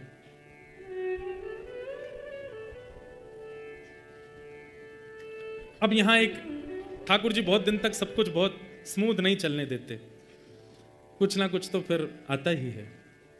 और अब क्या हुआ, यहां जो कुंतलपुर, जहां चंद्रहास जी दासी के साथ गए थे, वहां के राजा ने मंत्री धृष्ट बुद्धि को बुलाया और कहा कि भाई एक पास में नगर है, उसका नाम है चंद्रावती। बोला हाँ। बहुत महीने निकल गए, बहुत साल वर्षा होने को आया है, महीने का कर नहीं चुकाया राजा ने, उसके कर नहीं आया। ऐसा लगता है कि प्रजा के कर से खूब आनंद ले रहा है। और क्या करें, आप आज्ञा करो। बोले सेना लेकर के जाओ, और सेना लेकर के जाकर के या तो राजा से कर वसूल के लाओ और दुगना कर लेके आना, और देने से मना करे तो चढ़ाई करके उसको नष्ट कराना। कौन जा रहा है? धृष्ट बुद्धि। और जिस नगर में जा रहा है वहां का राजकुमार कौन है? चंद्रहास। धृष्ट बुद्धि ने तैयारी कर ली अपने सब सेना की। बोले ले लो तीर कमान तलवार सब धर लो, चंद्रावती नगर जाना है और वहां जाकर के राजा से कर मांगना, नहीं देगा तो उसको मार देंगे, उसको उसकी पूरी प्रजा को। और आजकल हमने सुना नया राजकुमार बनाया उसने। अब ये तैयारी हो रहे थे तो इनकी पत्नी, धृष्ट बुद्धि की पत्नी आकर के बोली सुनिए, आप मंत्री पद पर इतने व्यस्त रहते हैं, आपको घर परिवार का बिल्कुल ध्यान नहीं रहता, विषया बड़ी होती जा रही है, उसके लिए सुंदर वर ढूंढ लेना। और अपने नगर में तो करने में संकोच होता है। प्राचीन काल में एक ही शहर में ब्याह कम होते थे, थोड़ा दूसरे नगर के लोगों से करते थे। बोले वहां चंदनावती में अगर कोई अच्छा लड़का मिले तो देख के आना, थोड़ी दृष्टि इस रूप में भी घुमाना, केवल कर वसूलने की भावना से मत जाना, आंखों को थोड़ा ऐसे भी घुमाना, मेरी बेटी है उसके लिए कोई सहयोग वर मिले मुझे। खिड़की पर खड़ी खड़ी विषया सुन रही थी। पुत्री, हाँ पिताजी, कैसा वर चाहिए? ऐसी कोई इच्छा नहीं पिताजी, आप जो ढूंढेंगे अच्छा ही होगा, पर बस रूप सुंदर हो, गुण का अच्छा हो, बस और कोई मुझे ज्यादा विशेष धन से मुझको कोई लोभ नहीं, घर परिवार कैसा भी हो, बस रूप सुंदर हो और स्वभाव का मधुर हो। धृष्टद्युम्न ने बुलाया, सिर पे हाथ धरा, बोले मैं ढूंढ के लाऊंगा तेरे लिए, अच्छा वर ढूंढूंगा, चिंता मत कर। राजा ने जो कर मांगने को कहा वो बाद में होगा, पहले तेरे लिए पूरा नगर घूमूंगा, अगर कोई अच्छा लड़का मिला चंदनावती में ही कोई लड़का ढूंढ के तेरा ब्याह करूंगा। जी पिताजी। यहां धृष्टद्युम्न, वो धृष्ट बुद्धि अपने पूरी सेना लेकर के निकल रहा है, और वहां चंदनावती के राजा को अचानक याद आया और उसने चंद्रहास जी को बुलाया। पुत्र चंद्रहास, राजकुमार चंद्रहास, बोले जी तुम मिले तो हम तो इतने खो गए तुम में, इतना प्रेम तुमसे बढ़ गया, इतने आनंद में मैं और तुम्हारी माँ रहने लगे कि हमने एक बहुत बड़ी गलती कर दी। बोले क्या? हमारा जो मुख्य राज्य है जिसके अंतर्गत हम आते हैं वो कुंतलपुर है, वहां के राजा को हम हर महीना कर देते हैं, वो कर तो हमने दिया ही नहीं। बेटा वो कर पूरा वापस करना है राजा को, और मेरे मन ऐसा है कि तुम भी साथ चलो, मैं राजा से थोड़ा परिचय भी करा दूंगा कि हमारे राजकुमार। जो आज्ञा पिताजी। और सुनो, कर थोड़ा जितना है उसका दुगना ले लेते हैं, कहीं राजा क्रोधित ना हो, उसको दया, बड़े राजा तो वही है, हमारा तो नगर छोटा है। जी पिताजी। पूरी तैयारी होने लगी, यहां पर सब कर आदि इकट्ठा करने लगे, सब धन आदि सब बैलगाड़ियों में सजाने लगे। इतने में ही शंखनाद हुआ। बोले शंखनाद किस बात का? बोले कुंतलपुर के महामंत्री धृष्ट बुद्धि अपनी सेना लेकर के आए हैं और राजा को कह रहे हैं कि वो स्तब्ध हो जाए, उससे कुछ कठिन चर्चा करनी है हमें। राजा चंद्रावती के बोले बेटा चंद्रहास, हम तो करने ही जा रहे थे, पर देखो मंत्री ही आ गया, अब बात तो करनी पड़ेगी। अंदर सिंहासन पर जाके बैठे मंत्री, बड़े नगर का मंत्री भी राजा के समान पूजनीय, उसका खूब स्वागत किया, वंदन किया, ला करके बिठाया। मंत्री जी ने आगे कहा, बोले राजन, हमें ऐसा लगता है कि तुम बहुत ज्यादा जो है धन के मद में भूल गए, कर नहीं दिया तुमने कुंतलपुर का। महाराज देखिए, कर पूरा रखा है, दुगना रखा है, आप पहले तो ये ले लीजिए। मैं वैसे वहीं आ रहा था देने, आपको आने की कोई आवश्यकता नहीं थी, पर मेरी एक बात सुन लीजिए। एक शुभ घड़ी आई थी हमारे नगर में जिसके कारण ये सब विक्षेप हो। क्या, कैसी शुभ घड़ी? आप तो जानते हैं कि हमारे कोई संतान नहीं, संतों ने आज्ञा करके कहा था कि एक यज्ञ के बाद एक लावारिश बालक मिलेगा, वही तुम्हारा पुत्र होगा, उसको तुम राजकुमार बना देना। तो वो बालक मिला, तब से हम इतने प्रसन्न हो गए थे, उसके चक्कर में हम कर देना भूल गए। कहां है बालक? ये खड़ा है। धृष्ट बुद्धि ने जैसे ही दृष्टि घुमाई, रूप देखा, नेत्र देखे, नासिका देखी, कहीं तो देखा है इसको। तुम देखे देखे क्यों लगते हो? इधर आओ थोड़ा। अब चंद्रहास जी का नियम, वो झूठ बोलते नहीं थे। छोंक लगा बहुत जोर से। कहीं से छोंक लगाए हैं। दृष्ट बुद्धि के मन में लगा है मिर्ची का छोंक। कथा चल रही है और घटने लग जाए स्थिति, समझो कि वास्तविक में सुन रहे हैं आचार्य चरण। दृष्ट बुद्धि के छोंक लग गया चित्त में, बोले कि हे दृष्ट बुद्धि, कहीं ये वही तो नहीं जो तुम सोच रहे हो? नहीं नहीं, वो कैसे हो सकता है? उंगली तो मेरे पास ही रखी है, वो तो नहीं होगा। चंद्रहास जी मंद मंद मुस्कुराए, तुम हंस क्यों रहे हो मुझे देख के? महाराज सुनो, इधर आओ, पादुका उतारना अपनी। चंद्रहास जी बोले जी। जैसे ही पादुका उतारी तो इकन्नी उंगली के पास में, अब वो कटा हुआ थोड़ा दिखता तो है ही, उसका वो भले भरा हुआ, जैसे ही देखा, तुम्हारे पहले 6 उंगली थी क्या? जी। हे भगवान, मेरा नाम दृष्ट बुद्धि, मेरे साथ इतना बड़ा अत्याचार अन्याय, मेरी प्रजा खेल गई मेरे साथ। मैं इतना घमंड करता था कि मेरे जैसा महामंत्री नहीं मिलेगा किसी को, सेना इशारे पर नाचती है, मेरे साथ ऐसा कर दिया। तुम्हारा नाम चंद्रहास है? चंद्रहास जी हंस गए, जी महामंत्री जी, मैं चंद्रहास हूं। इतने में राजा आया कंधे पर, हमने इसका राज्य तिलक आदि तो कर ही दिया है, अभी हमारा राजकुमार है, भावी हमारी चंदनावती का राजा। जैसे ही कई राजा तो सब चिल्लाने लगे, चंद्रहास राजकुमार की जय हो, चंद्रहास राजकुमार की जय हो। दृष्ट बुद्धि खड़ा खड़ा देख रहा है, दांत कसकसा रहा है। हाँ, बहुत अच्छा, बहुत अच्छा, सुंदर पुत्र है तुम्हारा, अच्छा बालक मिला, भगवान की कृपा है तुम्हारे ऊपर। बस यही कारण था कि हम कर नहीं दे पाए, इसकी लाड़ प्यार में और इसके उसमें हम इतने व्यस्त हो गए। पर महाराज जी आप चिंता ना करें, ये दुगना कर है। 1 साल का कर नहीं दिया मैंने, ये 2 साल का कर दे रहा हूं, और इसका मतलब ये नहीं अगले साल नहीं दूंगा, ये 1 साल का अधिक मैंने अपनी तरफ से प्रसन्नता में दिया है राजा के लिए। मंत्री दृष्ट बुद्धि की तो बुद्धि काम कर नहीं रही, वो तो चंद्रहास को देखें और उनको ये याद आवे, वो संत कह के गए थे यही पति बनेगा तुम्हारी बेटी का। चंद्रहास को देख करके, अब उनका नाम ही है धृष्ट बुद्धि, जिसकी बुद्धि परम धृष्ट है। एक योजना बनाई, अभी भी मान नहीं रहा है, अभी भी देख नहीं, समझ नहीं पा रहा है कि मैं इतनी योजना बना ली तब भी बच गया, अब भी उसको मारने का प्रयत्न। क्या किया? राजा तुमने ये गलती तो की कि तुमने कर नहीं दिया 1 साल का, लेकिन इससे भी बड़ी गलती तुमने एक और की है। तो चंद्रनावती का राजा बोला, क्या भाई, तुम कुंतलपुर राजा के अंतर्गत आते हो, बिना उनकी आज्ञा के और बिना उनको निमंत्रण दिए तुमने राजकुमार घोषित कैसे किया? ये राज परंपरा के विरुद्ध है।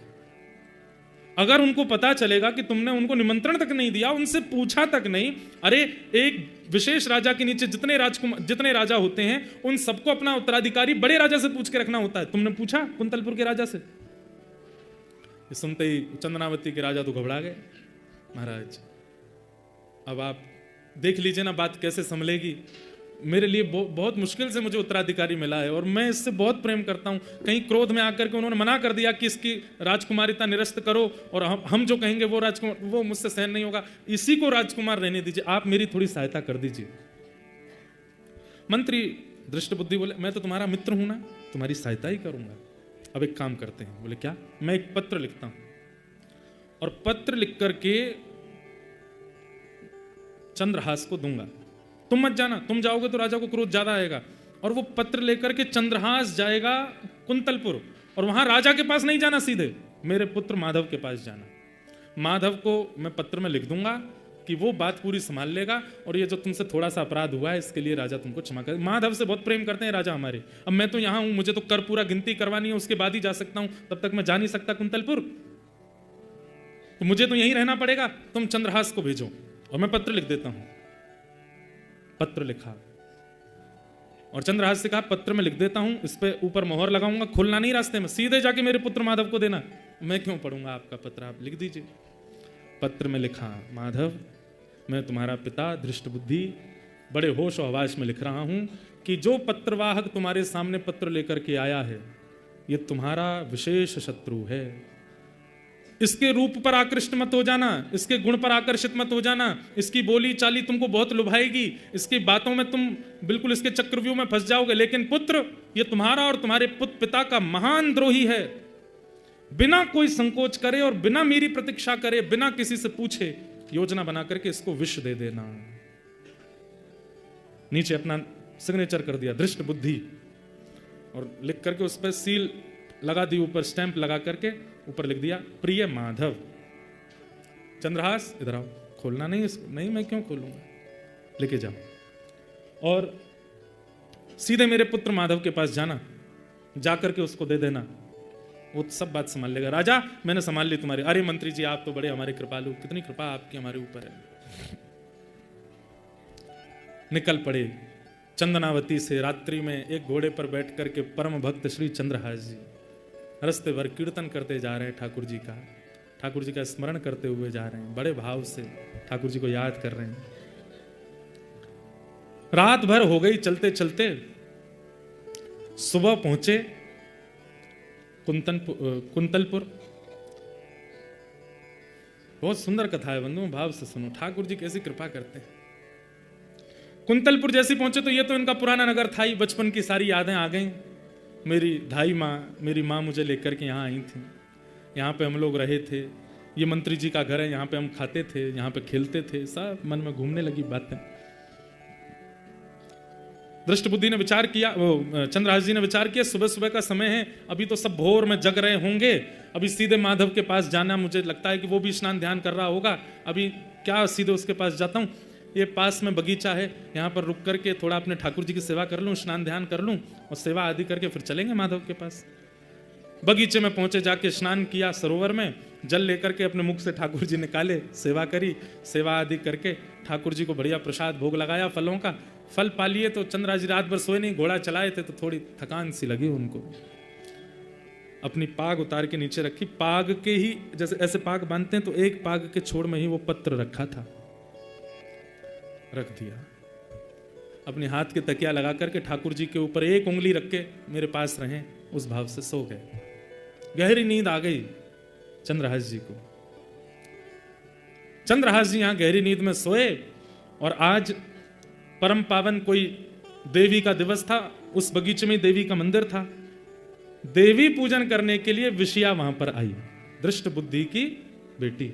आपको याद तो हो रही है ना, कथा कहीं भूलते तो नहीं जा रहे पिछली। तो दृष्ट बुद्धि की बेटी विषया, वो उस बगीचे में देवी पूजन करने के लिए आई।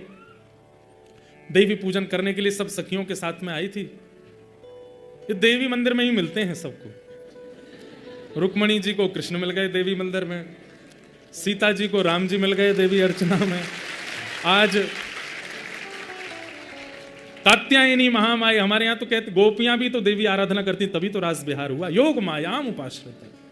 कोई देवी की आराधना किस भाव से करता है, कोई शक्तियों के भाव से करता है, कोई उनकी सिद्धियों की भावना से करता है, पर भैया ब्रजवासी तो कृष्ण प्राप्ति के लिए देवी आराधना करते हैं। और ये बात बिल्कुल सत्य है, वो बहन है ठाकुर जी की, वही तो मिलाती हैं ठाकुर जी से। देवी आराधना करने के लिए पुष्प चयन कर रही थी विषया अपने सखियों के साथ। पुष्प चयन करते करते एक डाल हटाई तो दृष्टि पड़ी, अपने हाथ की तकिया लगाए सोए हैं चंद्रहास। परम सुंदर रूप का तो कहना ही क्या, घुंघराले केश हैं, आहा ऐसी ऐसी मुख कांति। मैंने कहा ना, ये भक्त चरित्र भी है और एक बड़ी विशुद्ध प्रेम कथा भी है चंद्रहास की। श्री राधा रमणीय हमारे श्री प्रियादास जी महाराज, जिन्होंने भक्तमाल का विस्तार किया, उन्होंने चंद्रहास जी का चरित्र कहा भी है। जैसे ही देखा चंद्रहास की ओर, प्रेम के लक्षण प्रकट होने लगे चित्त में, नेत्रों में अश्रुपात होने लगा, हाथ पांव कांपने लगे और चित्त में ठाकुर जी का परम प्रेम प्रगाढ़ होने लगा। स्मृति आई विषया को, शायद कहीं तो देखा है, ये रूप पहले भी देखा है। सखियां सब पुष्प चयन कर रही थीं, चयन करके तुरंत विषया गई देवी मंदिर में जाकर के अर्पण कराई। बोले कि जो बाहर लेटे हैं, या तो यही मेरे पति बन जाए या ऐसा कोई पति मुझे प्राप्त हो जाए। रूप का सुंदर, उसको रूप ही चाहिए था, गुण ही चाहिए था। प्रणाम करके वापस लौट करके आई। अब तो एक झरोके में बैठ करके बस देखते रह जा रही है, वो सो रहे हैं चंद्रहास जी। देखते देखते बोले कहीं तो देखा है, थोड़ा और पास गई, कहीं से तो देखा है, और पास गई, कहीं तो देखा था। पास जाकर के देखा, लेकिन अब बड़े हो गए चंद्रहास जी तो इतने समझ में नहीं आए कौन है, कहां से, कैसे। तभी आसपास देखा क्या है, तो शालिग्राम भगवान थे, उन पर एक उंगली रख करके सो रहे थे। और पास में एक पगड़ी रखी है, उस पगड़ी में से वो जो पत्र था वो थोड़ा सा दृष्टिगोचर हो रहा था, और उस पत्र में भी वही भाग थोड़ा सा बाहर निकला है जिस पे लिखा है प्रिय पुत्र माधव। और माधव कौन है इनका भाई? माधव, माधव के लिए पत्र, ये तो मेरा भाई है माधव। धीमे से पत्र निकाला, पत्र निकाल करके जैसे ही वो धीमे धीमे हटाई, जो मोहर लगी थी, मोहर देख के पहचान गई तो हमारे राजवंश की मोहर है। और प्रिय माधव, कहीं भाई का पत्र तो नहीं, देख तो लूं क्या है इस पत्र में। तुरंत खोल करके जैसे ही देखा, ऊपर ही लिखा था प्रिय पुत्र माधव, मैं तुम्हारा पिता धृष्ट बुद्धि, अपने पूरे होश आवास में तुमसे कह रहा हूं कि पत्रवाहक जो तुम्हारे पास आ रहा है,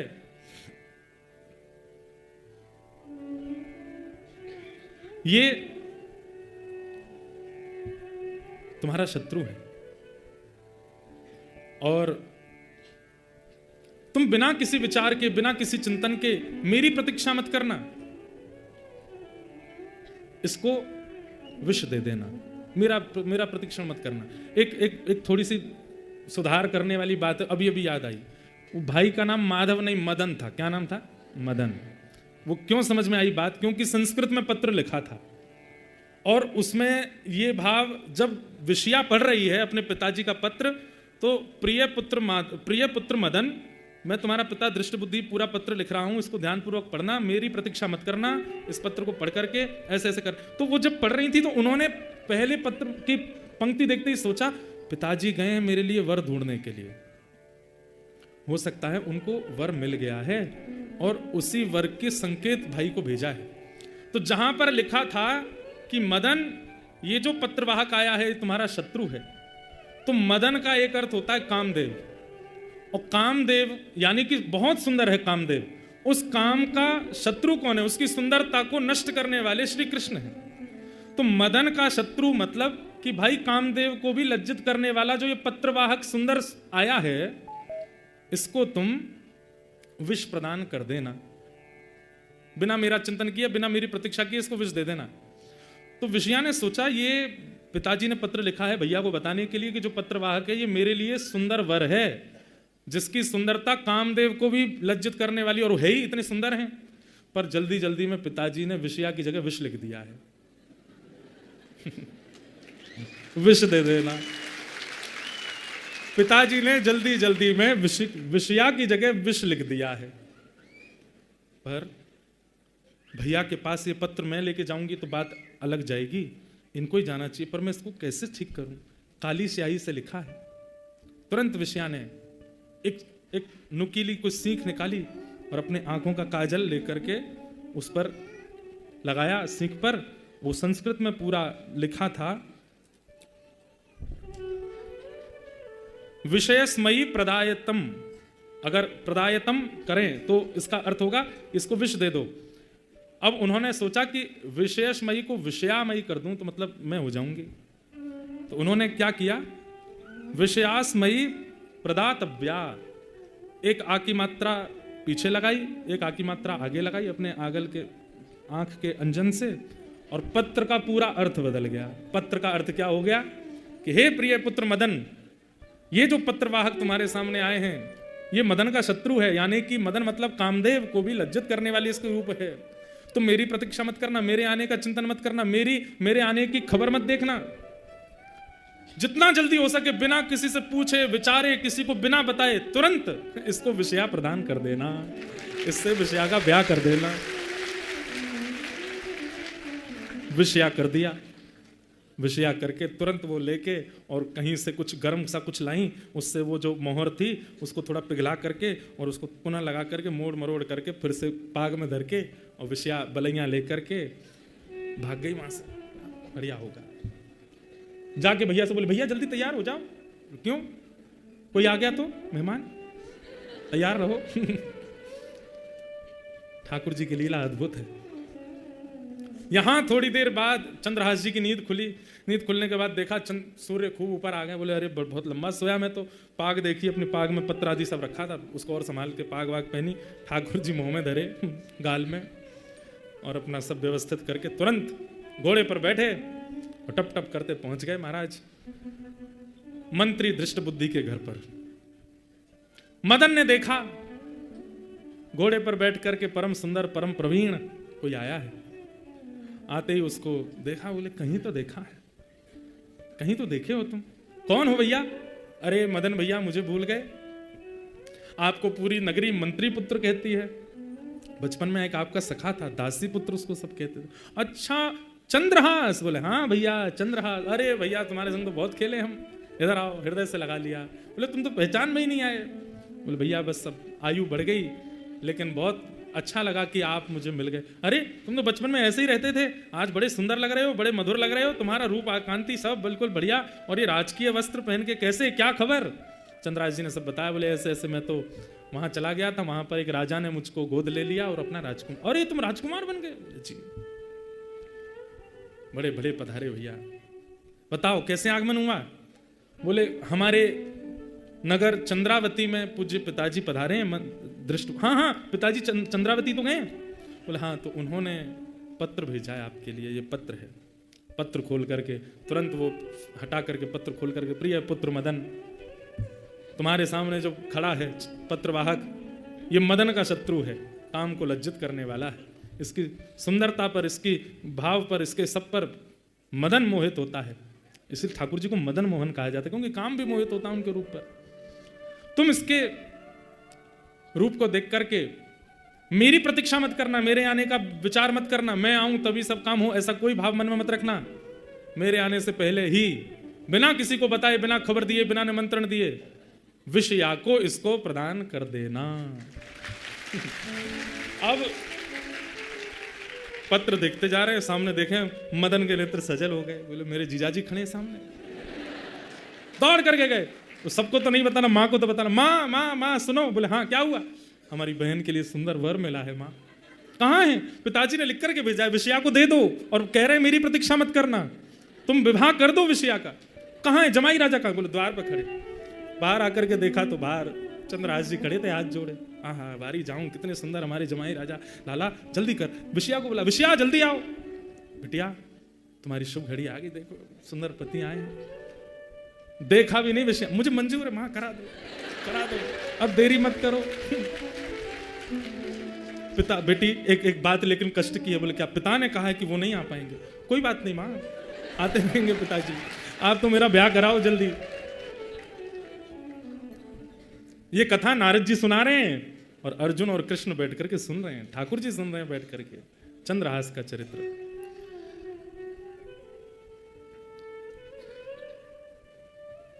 अब देखो संयोग कैसे बनते हैं।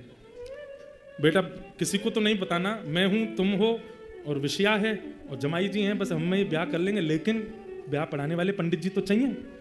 जाओ कोई पंडित जी को बुला लाओ।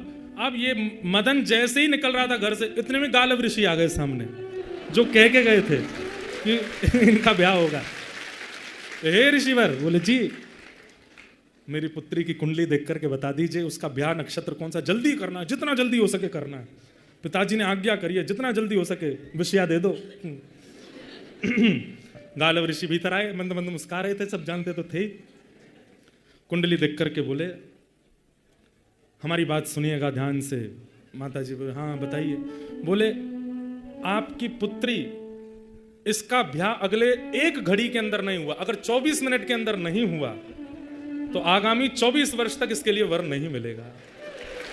एक घड़ी के अंदर इसका ब्याह होना चाहिए। अब मदन बोला 24 मिनट में ब्याह कैसे? अरे तुम धृष्ट बुद्धि मंत्री के पुत्र हो, तुमको क्या देर लगे? मैं बस नाम बोलता जाऊंगा, सामग्री देते जाना मुझको, मैं कराता हूं ब्याह। मुख्य मुख्य विधि होंगी। कौन कौन सी मुख्य विधि होंगी? बोले सिंदूर दान होगा, 4 सप्तपदी बोलते हैं, होते 4 ही हैं, 4 फेरे पड़ेंगे, और क्या कहते हैं गठबंधन होगा, गठजोड़ा होगा।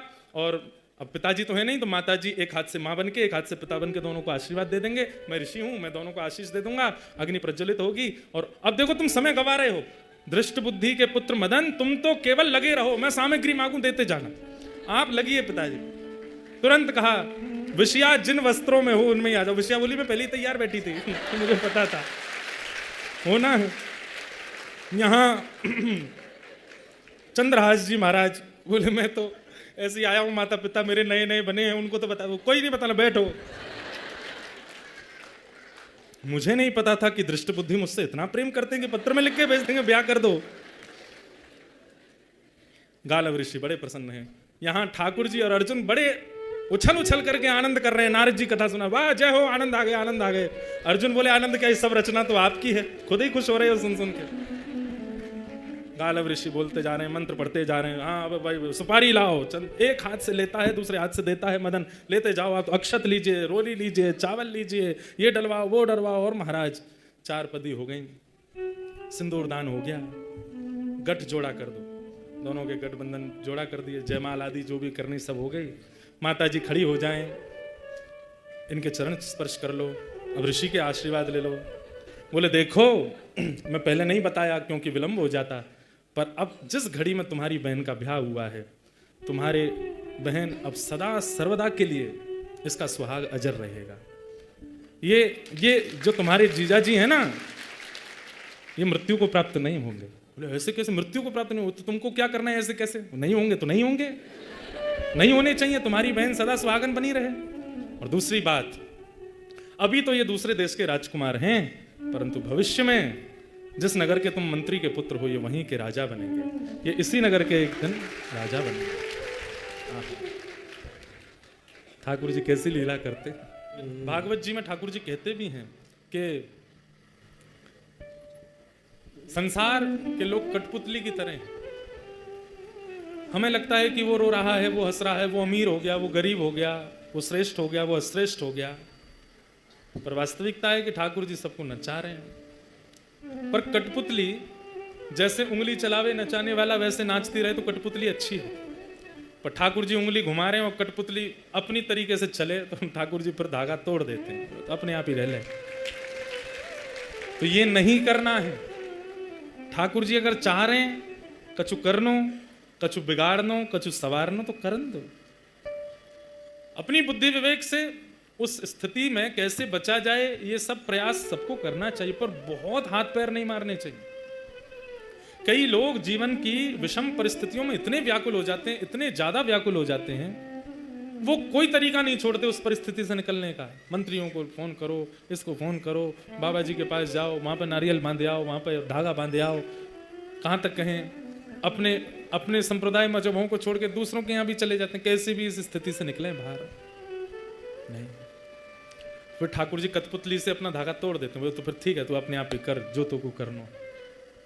माधवदास भक्त की चरित्र की कथा आती है ना, जगन्नाथ भगवान के परम भक्त श्री माधवदास जी, अतिसार का रोग हो गया, जगन्नाथ महाप्रभु सेवा करने के लिए पधारे तो बोले ठाकुर जी आप सेवा कर रहे हो, रोग दूर कर दो मेरा। आप मेरे मैले कुचैले वस्त्रों को साफ कर रहे हो, मैं मलमूत्र का त्याग बिस्तर पर कर रहा हूं, उसको साफ कर रहे हो, मेरा रोग ठीक क्यों नहीं कर देते। ठाकुर जी बोले माधवदास ये प्रारब्धजन्य भोग है जो तुम भोग रहे हो, ना जाने कौन से जन्म का है, और अगर तुम इसको नहीं भोगोगे, अगर मैं इसको अभी समाप्त कर दूंगा, मैं इसको यहीं पर विश्राम दे दूंगा, तो ये जो शेष भोग रह जाएगा जो तुम नहीं भोगोगे, उसको भोगने के लिए तुम्हें फिर से आना पड़ेगा। भीष्म पितामह बाणों की सैया पर लेटे हैं, भगवान श्री कृष्ण सामने खड़े हैं। ठाकुर जी से भीष्म पितामह का इतना सम्मान ठाकुर जी करते हैं, इतना आदर भगवान करते हैं। बाणों की सैया पर लेटे भीष्म पितामह ठाकुर जी से कह रहे हैं, नाथ मुझसे भी ज्यादा पापी, मुझसे भी ज्यादा दुष्ट लोग थे महाभारत युद्ध में, पर उनको एक एक बाण लगा, और मेरे जैसा ब्रह्मचारी मैं, त्रिकाल संध्या करने वाला मैं, आप में इतनी निष्ठा रखने वाला मैं, आज तक धर्माचरण करने वाला मैं, मेरी जैसी दर्द भरी मृत्यु पूरे महाभारत में किसी की नहीं हुई। क्यों? मुझे अपने 100 जन्मों का याद है, मैंने कुछ गलत नहीं किया। भगवान बोले 100 ही जन्म होते हैं। कितने जन्मों का याद है? 100 जन्म। 101वां याद है? भीष्म पितामह बोले तो मतलब क्या मैं 101वें जन्म का भोग रहा हूं? भगवान बोले और नहीं तो क्या। भीष्म पितामह बोले जय हो भगवान, आपकी लीला आप ही जानो। कई बार हमको लगता है व्यसन करने वाले, मांस खाने वाले, उल्टे सीधे काम करने वाले हर दिन नई नई ऊंचाइयों को प्राप्त करते जा रहे हैं, और हम नित्य भजन करने वाले, नित्य ठाकुर जी की आराधना करने, एकादशी व्रत करने वाले, हम इतने नियम से, हर दिन एक कष्ट आ जाता है सामने। कई लोग उनके चित्त में तो अविश्वास आ जाता है इस भाव से कि महाराज भक्ति करने वालों को कष्ट ज्यादा देते हैं ठाकुर जी। नहीं, क्या होता है सुनो, सबके जीवन में सबको भोगना है, पर जब व्यक्ति भजन करने लगता है, नाम जप करने लगता है, कथा सुनने लगता है, तिलक स्वरूप धारण करने लगता है, ठाकुर जी सेवा करने लगता है, तो ठाकुर जी फिर कहते हैं अब ये भक्त है गयो, अब क्या करें, इसको जितने जन्मों में कष्ट भोगना है सब एक साथ भोगवा दो, एक बार में ही भोगवा दो, एक के बाद एक, एक के बाद एक के बाद सब दो, सब खत्म कर दे बेटा, एक बार में ही सब निकल जा सबसे बाहर। लेकिन उस बीच यदि वो व्यक्ति घबरा जाता है, ये मैंने क्या कर दिया, ठाकुर जी ने मेरे साथ ऐसा कर दिया, और वो फिर अविश्वास करके, तो ठाकुर जी फिर उसको रोक देते हैं, बोले नहीं बेटा अब तो तू 10 जन्मों में ही भोग, मैं तो सोच रहा था 1 में ही निकल ले तू, लेकिन नहीं निकल रहा। भगवान के द्वारा प्रदत्त की गई हर स्थिति को स्वीकार करना यह भक्ति का स्वरूप है। ठाकुर जी कौन से जन्म का हमारा हिसाब बराबर करवा रहे हैं, कर लीजिए, नहीं तो दोबारा आना पड़ेगा। इस जन्म में इतना भजन कर रहे हैं, इतना नाम कर रहे हैं, इतनी कथा सुन रहे हैं, और इसके बाद भी हमें पुनर्जन्म लेना पड़ा, तो इसका मतलब क्या है, ये हमारे भजन का फल नहीं मिला हमको। ठाकुर जी बोले कि तुम्हारी भोग श्रेष्ठ रह गए, उसको भोगने जाओ। चंद्रहास जी का विवाह विषया के साथ हो गया, दोनों का पानी ग्रहण हो गया। गालव ऋषि बड़े खुश, बेटा पिताजी कहाँ हैं तुम्हारे?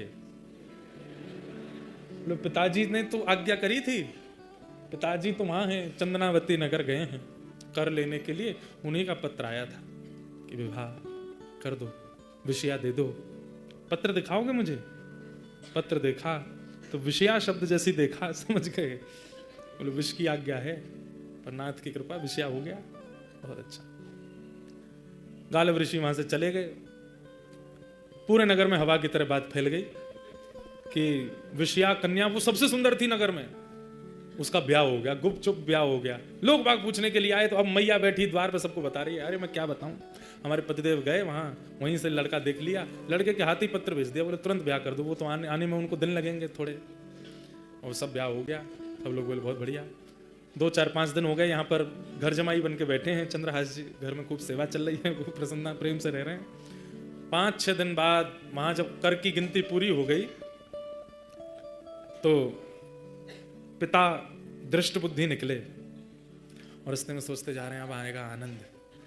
वहां पे नीला शव पड़ा होगा उस चंद्रहास का, पिछली बार तो बच के भाग गया था, अब की बार बच के नहीं भाग पाया होगा। मदन ने उसको बढ़िया वाला कालकूट विष पिलाया होगा, उसका शव देख करके फिर मैं आनंद करूंगा। ऋषियों की वाणी है, सत्य करनी है मुझको, एक दासी पुत्र हूं, मेरी बेटी ब्याह करेगी उससे। जैसे ही पहुंचा कुंतलपुर, अब भीतर प्रवेश किए तो लोग बाग जो घूम रहे थे, बधाई हो बधाई हो बधाई हो, आपको बहुत बहुत बधाई हो महाराज।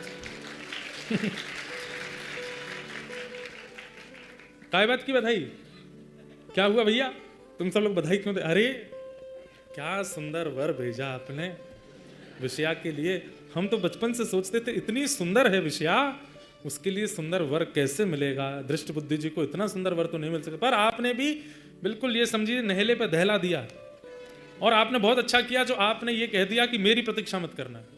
सुन करके दृष्ट बुद्धि बोले सब क्या बोल रहे हो, सब जगह सब बधाई बधाई देते जाएं। मंत्री जी तुरंत पहुंचे, द्वार पर देखा तो पत्नी खड़ी है, हाथ में थाल लिए, बेटा मदन खड़ा है माला लिए, सब सेना खड़ी है, महामंत्री हैं, विषया खड़ी है, और विषया के बगल में चंद्रहास खड़े खड़े मुस्कुरा रहे हैं। दृष्ट बुद्धि पहुंचे, तुरंत रथ से उतरे, बेटा इधर, तूने पत्र नहीं पढ़ा था क्या? पिताजी आप क्यों उतरे, भीतर तो आइए। माला पहनाई और चरण वरण धोए, बढ़िया सब व्यवस्थित किया, भीतर चलिए ना। चंद्रहास को देख रहे हैं, बोले थोड़ा दूर खड़ा हो विषया से। अंदर गए, अंदर जाकर के बोले तूने पत्र नहीं पढ़ा था, मैंने तुझे पत्र भेजा था। ए चंद्रहास तुमने इसको पत्र नहीं दिया? मैंने दिया, उसी की तो कृपा हुई सब। पत्र दिया, क्या किया तुमने उस पत्र का? पिताजी जैसा आपने कहा था वैसा मैंने किया। आपने पत्र में लिखा था, क्या लिखा था मैंने? आपने लिखा था कि जो पत्रवाहक आ रहे हैं ये मदन का शत्रु है, मतलब कामदेव का शत्रु है, सुंदर तो है ही हमारी जीजा जी। और फिर उसमें आपने नीचे लिखा था कि मेरी प्रतीक्षा मत करना, कोई विचार मत करना, कुछ सोचना मत, कुछ बूझना मत, विषया को इसको दे देना। मैंने पिताजी तुरंत ढूंढने गया तो संयोग की बात द्वार पर वो गालव ऋषि मिल गए और उन्होंने तुरंत आकर के कहा 1 घड़ी के अंदर ब्याह हो जाना चाहिए। 24 मिनट के अंदर अंदर तो हमारी बहन ब्याह गई और ब्याह हो गया इनका, दोनों की जयमाल हो गई, सिंदूरदान हो गया, सब कुछ हो गया। पिताजी विषया का ब्याह हो गया चंद्रहास से। सुनते ही विषया का ब्याह हो गया, सुनते ही रोने लगे। ये क्या हो गया? मैंने कितना प्रयास किया था बचाने का। अरे मूर्ख, ये तूने क्या कर दिया? पिताजी मुझे पता है आपको बहुत कष्ट है, मैंने आपकी प्रतीक्षा नहीं की, पर आपने लिखा था कि प्रतीक्षा मत करना, इसीलिए मैंने जल्दीबाजी में सब कर दिया। पिताजी बहुत अच्छे से सब हो गया है, बहुत बढ़िया। हमारी जीजाजी चंदनावती के राजा भी हैं। 4 दिन तक उठा नहीं बिस्तर से दृष्टबुद्धि, बस सोचता रहा ये मैंने क्या कर दिया, ये कितना बड़ा अपराध हो गया, कितना बड़ा कष्ट मेरे जीवन में आ गया। मेरी सुंदर सुकोमला पुत्री जिसके लिए सर्वस्व मैंने किया, उसका ये भाव हो गया। बहुत अच्छा है, अच्छा है, पति मिल गया हमारी बेटी को, करेंगे कुछ ना कुछ प्रयास। चरित्र तो खूब विस्तृत है, सूक्ष्म में थोड़ा और सुना दूं। अब भी चेता नहीं। अब मतलब ये सोचिए कि इतना अपने ऊपर बात लिया है। जिस पुत्री के लिए सुयोग वर ढूंढने के लिए इसने हजारों योजनाएं बना रखी थी, उस पुत्री के लिए अब ये तक विचार करने पर आ गया कि विधवा हो जाए चलेगा, लेकिन दासी पुत्र मेरे घर में जमाई नहीं बनेगा, इसको मार के रहूंगा। जाको राखे साइया मार सके ना कोई, बाल न बांका कर सके जो जग भरी हो। धृष्टद्युम्न ने एक योजना बनाई। क्या योजना बनाई? फिर से बुलाया सैनिकों को, और सैनिकों को जाकर के कहा वो हमारे यहाँ बगीचा है। बोले हाँ, उसमें देवी मंदिर है। बोले जी। चुप करके वहां खड़े हो जाओ, तलवार निकाल करके, क्योंकि अब मैं कहूंगा देख के मारो, तो देख के तो मारते ही नहीं है इसको, इसका रूप देख करके तो मारने का मन नहीं होता है। अब ऐसी योजना बनाते हैं कि कह देंगे कि भाई सुबह सुबह जो सबसे पहले मंदिर में आवे उसका सर धड़ से अलग कर देना बिना देखे, वो हमारे राज्य का शत्रु है। यहाँ सैनिकों को भेज दिया, वहां पर जाकर के सब सैनिक खड़े हो गए। रात्रि में इन्होंने अपने सब परिवारी जनों के साथ बैठ करके सबसे कहा कि एक योजना बनी है। बोले क्या? हमको एक संत मिले थे जब मैं चंदनावती से आ रहा था, तो उन्होंने कहा है कि तुम्हारे यहाँ जो कुल देवी हैं उनकी पूजा करनी पड़ेगी किसको? होने वाले जमाई को, और अकेले जाना पड़ेगा, सुबह सुबह भोर में जाना पड़ेगा। पुत्र कल विषया तुम भी नहीं जाओगी, मदन तुम भी नहीं जाओगे, हम भी नहीं जाएंगे, अकेले जमाई राजा जाएंगे और मंदिर में जाके देवी पूजन सुबह सुबह भोर में करेंगे, और वहाँ देवी पुष्प को ये चढ़ाएंगे, तभी इनका जीवन कल्याण में आदि आदि बहाने बना दिए। ठीक है। यहां ये हुआ था कि विषया का ब्याह पढ़ा करके गालव ऋषि जब निकल रहे थे अपने गंतव्य की ओर, तो उस समय राजा अटारी पर खड़े थे कुंतलपुर के। उन्होंने देख लिया गालव ऋषि को, तुरंत बुलवाया। बोले कि आप हमारे यहाँ पधारो। पधारे। बोले कि महाराज हमारे राज्य की कुशलता के लिए मुझे कुछ आज्ञा कीजिए, सब मंगल में बना रहे। बोले कल सुबह भोर में सबसे पहले देवी पूजन करने जाओ। राजा को ही आज्ञा कर दी। बोले कल सुबह सुबह चले जाएंगे महाराज। अब यहाँ वही हुआ, यहाँ पर मंत्री जी ने भेज रखे थे अंदर कि जो भी आवे सर धड़ से अलग कर देना। राजा तो इतना उत्साहित था अपने राज्य के कल्याण के लिए कि राजा भोर में ही सबसे पूर्व ही वहाँ अकेले पहुँच गया। आज्ञा करके गए थे अकेले जाना, राज आदि वो सब मत लेके जाना। राजा ने जैसे ही प्रवेश किया भीतर, सैनिकों ने उसका वध कर दिया। वध करने के बाद में अब तो महाराज पूरे नगर में हल्ला मच गया। क्या हुआ क्या हुआ? सैनिकों को पकड़ लिया, पकड़ करके पूछा किसके निर्देश पे तुमने ऐसा किया? दृष्टबुद्धि सो करके उठे, बोले कि खबर आ रही होगी। खबर आई कि महाराज राजा पधार गए हमारे नगर के।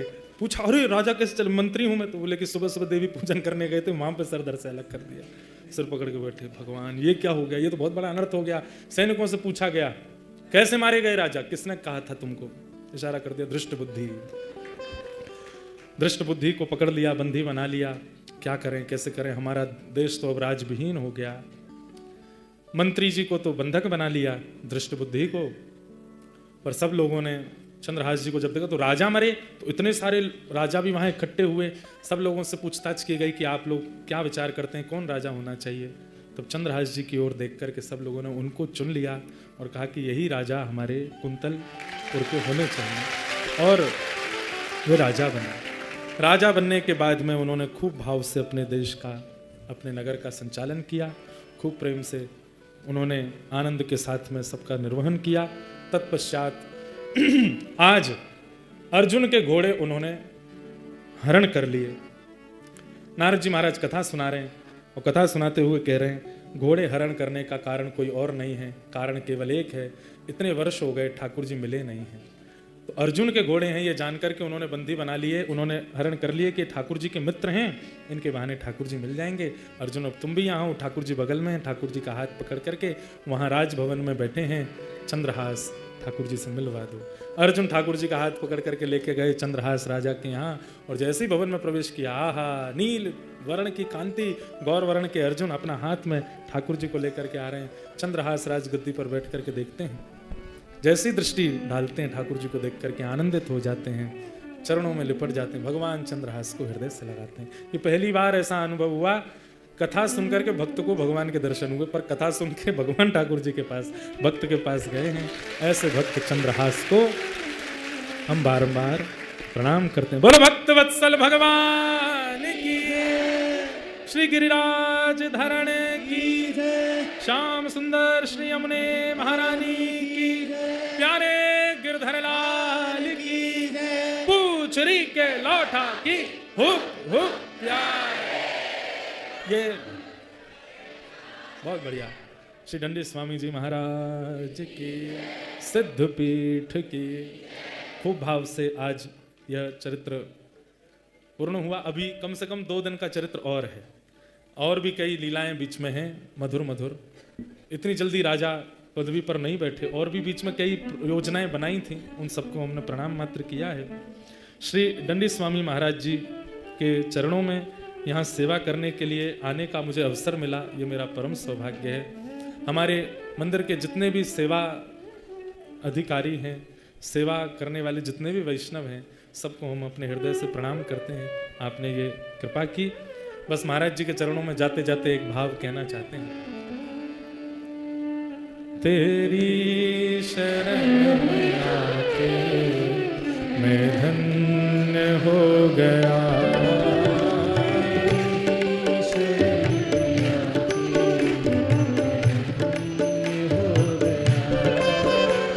तुझको अपना बना के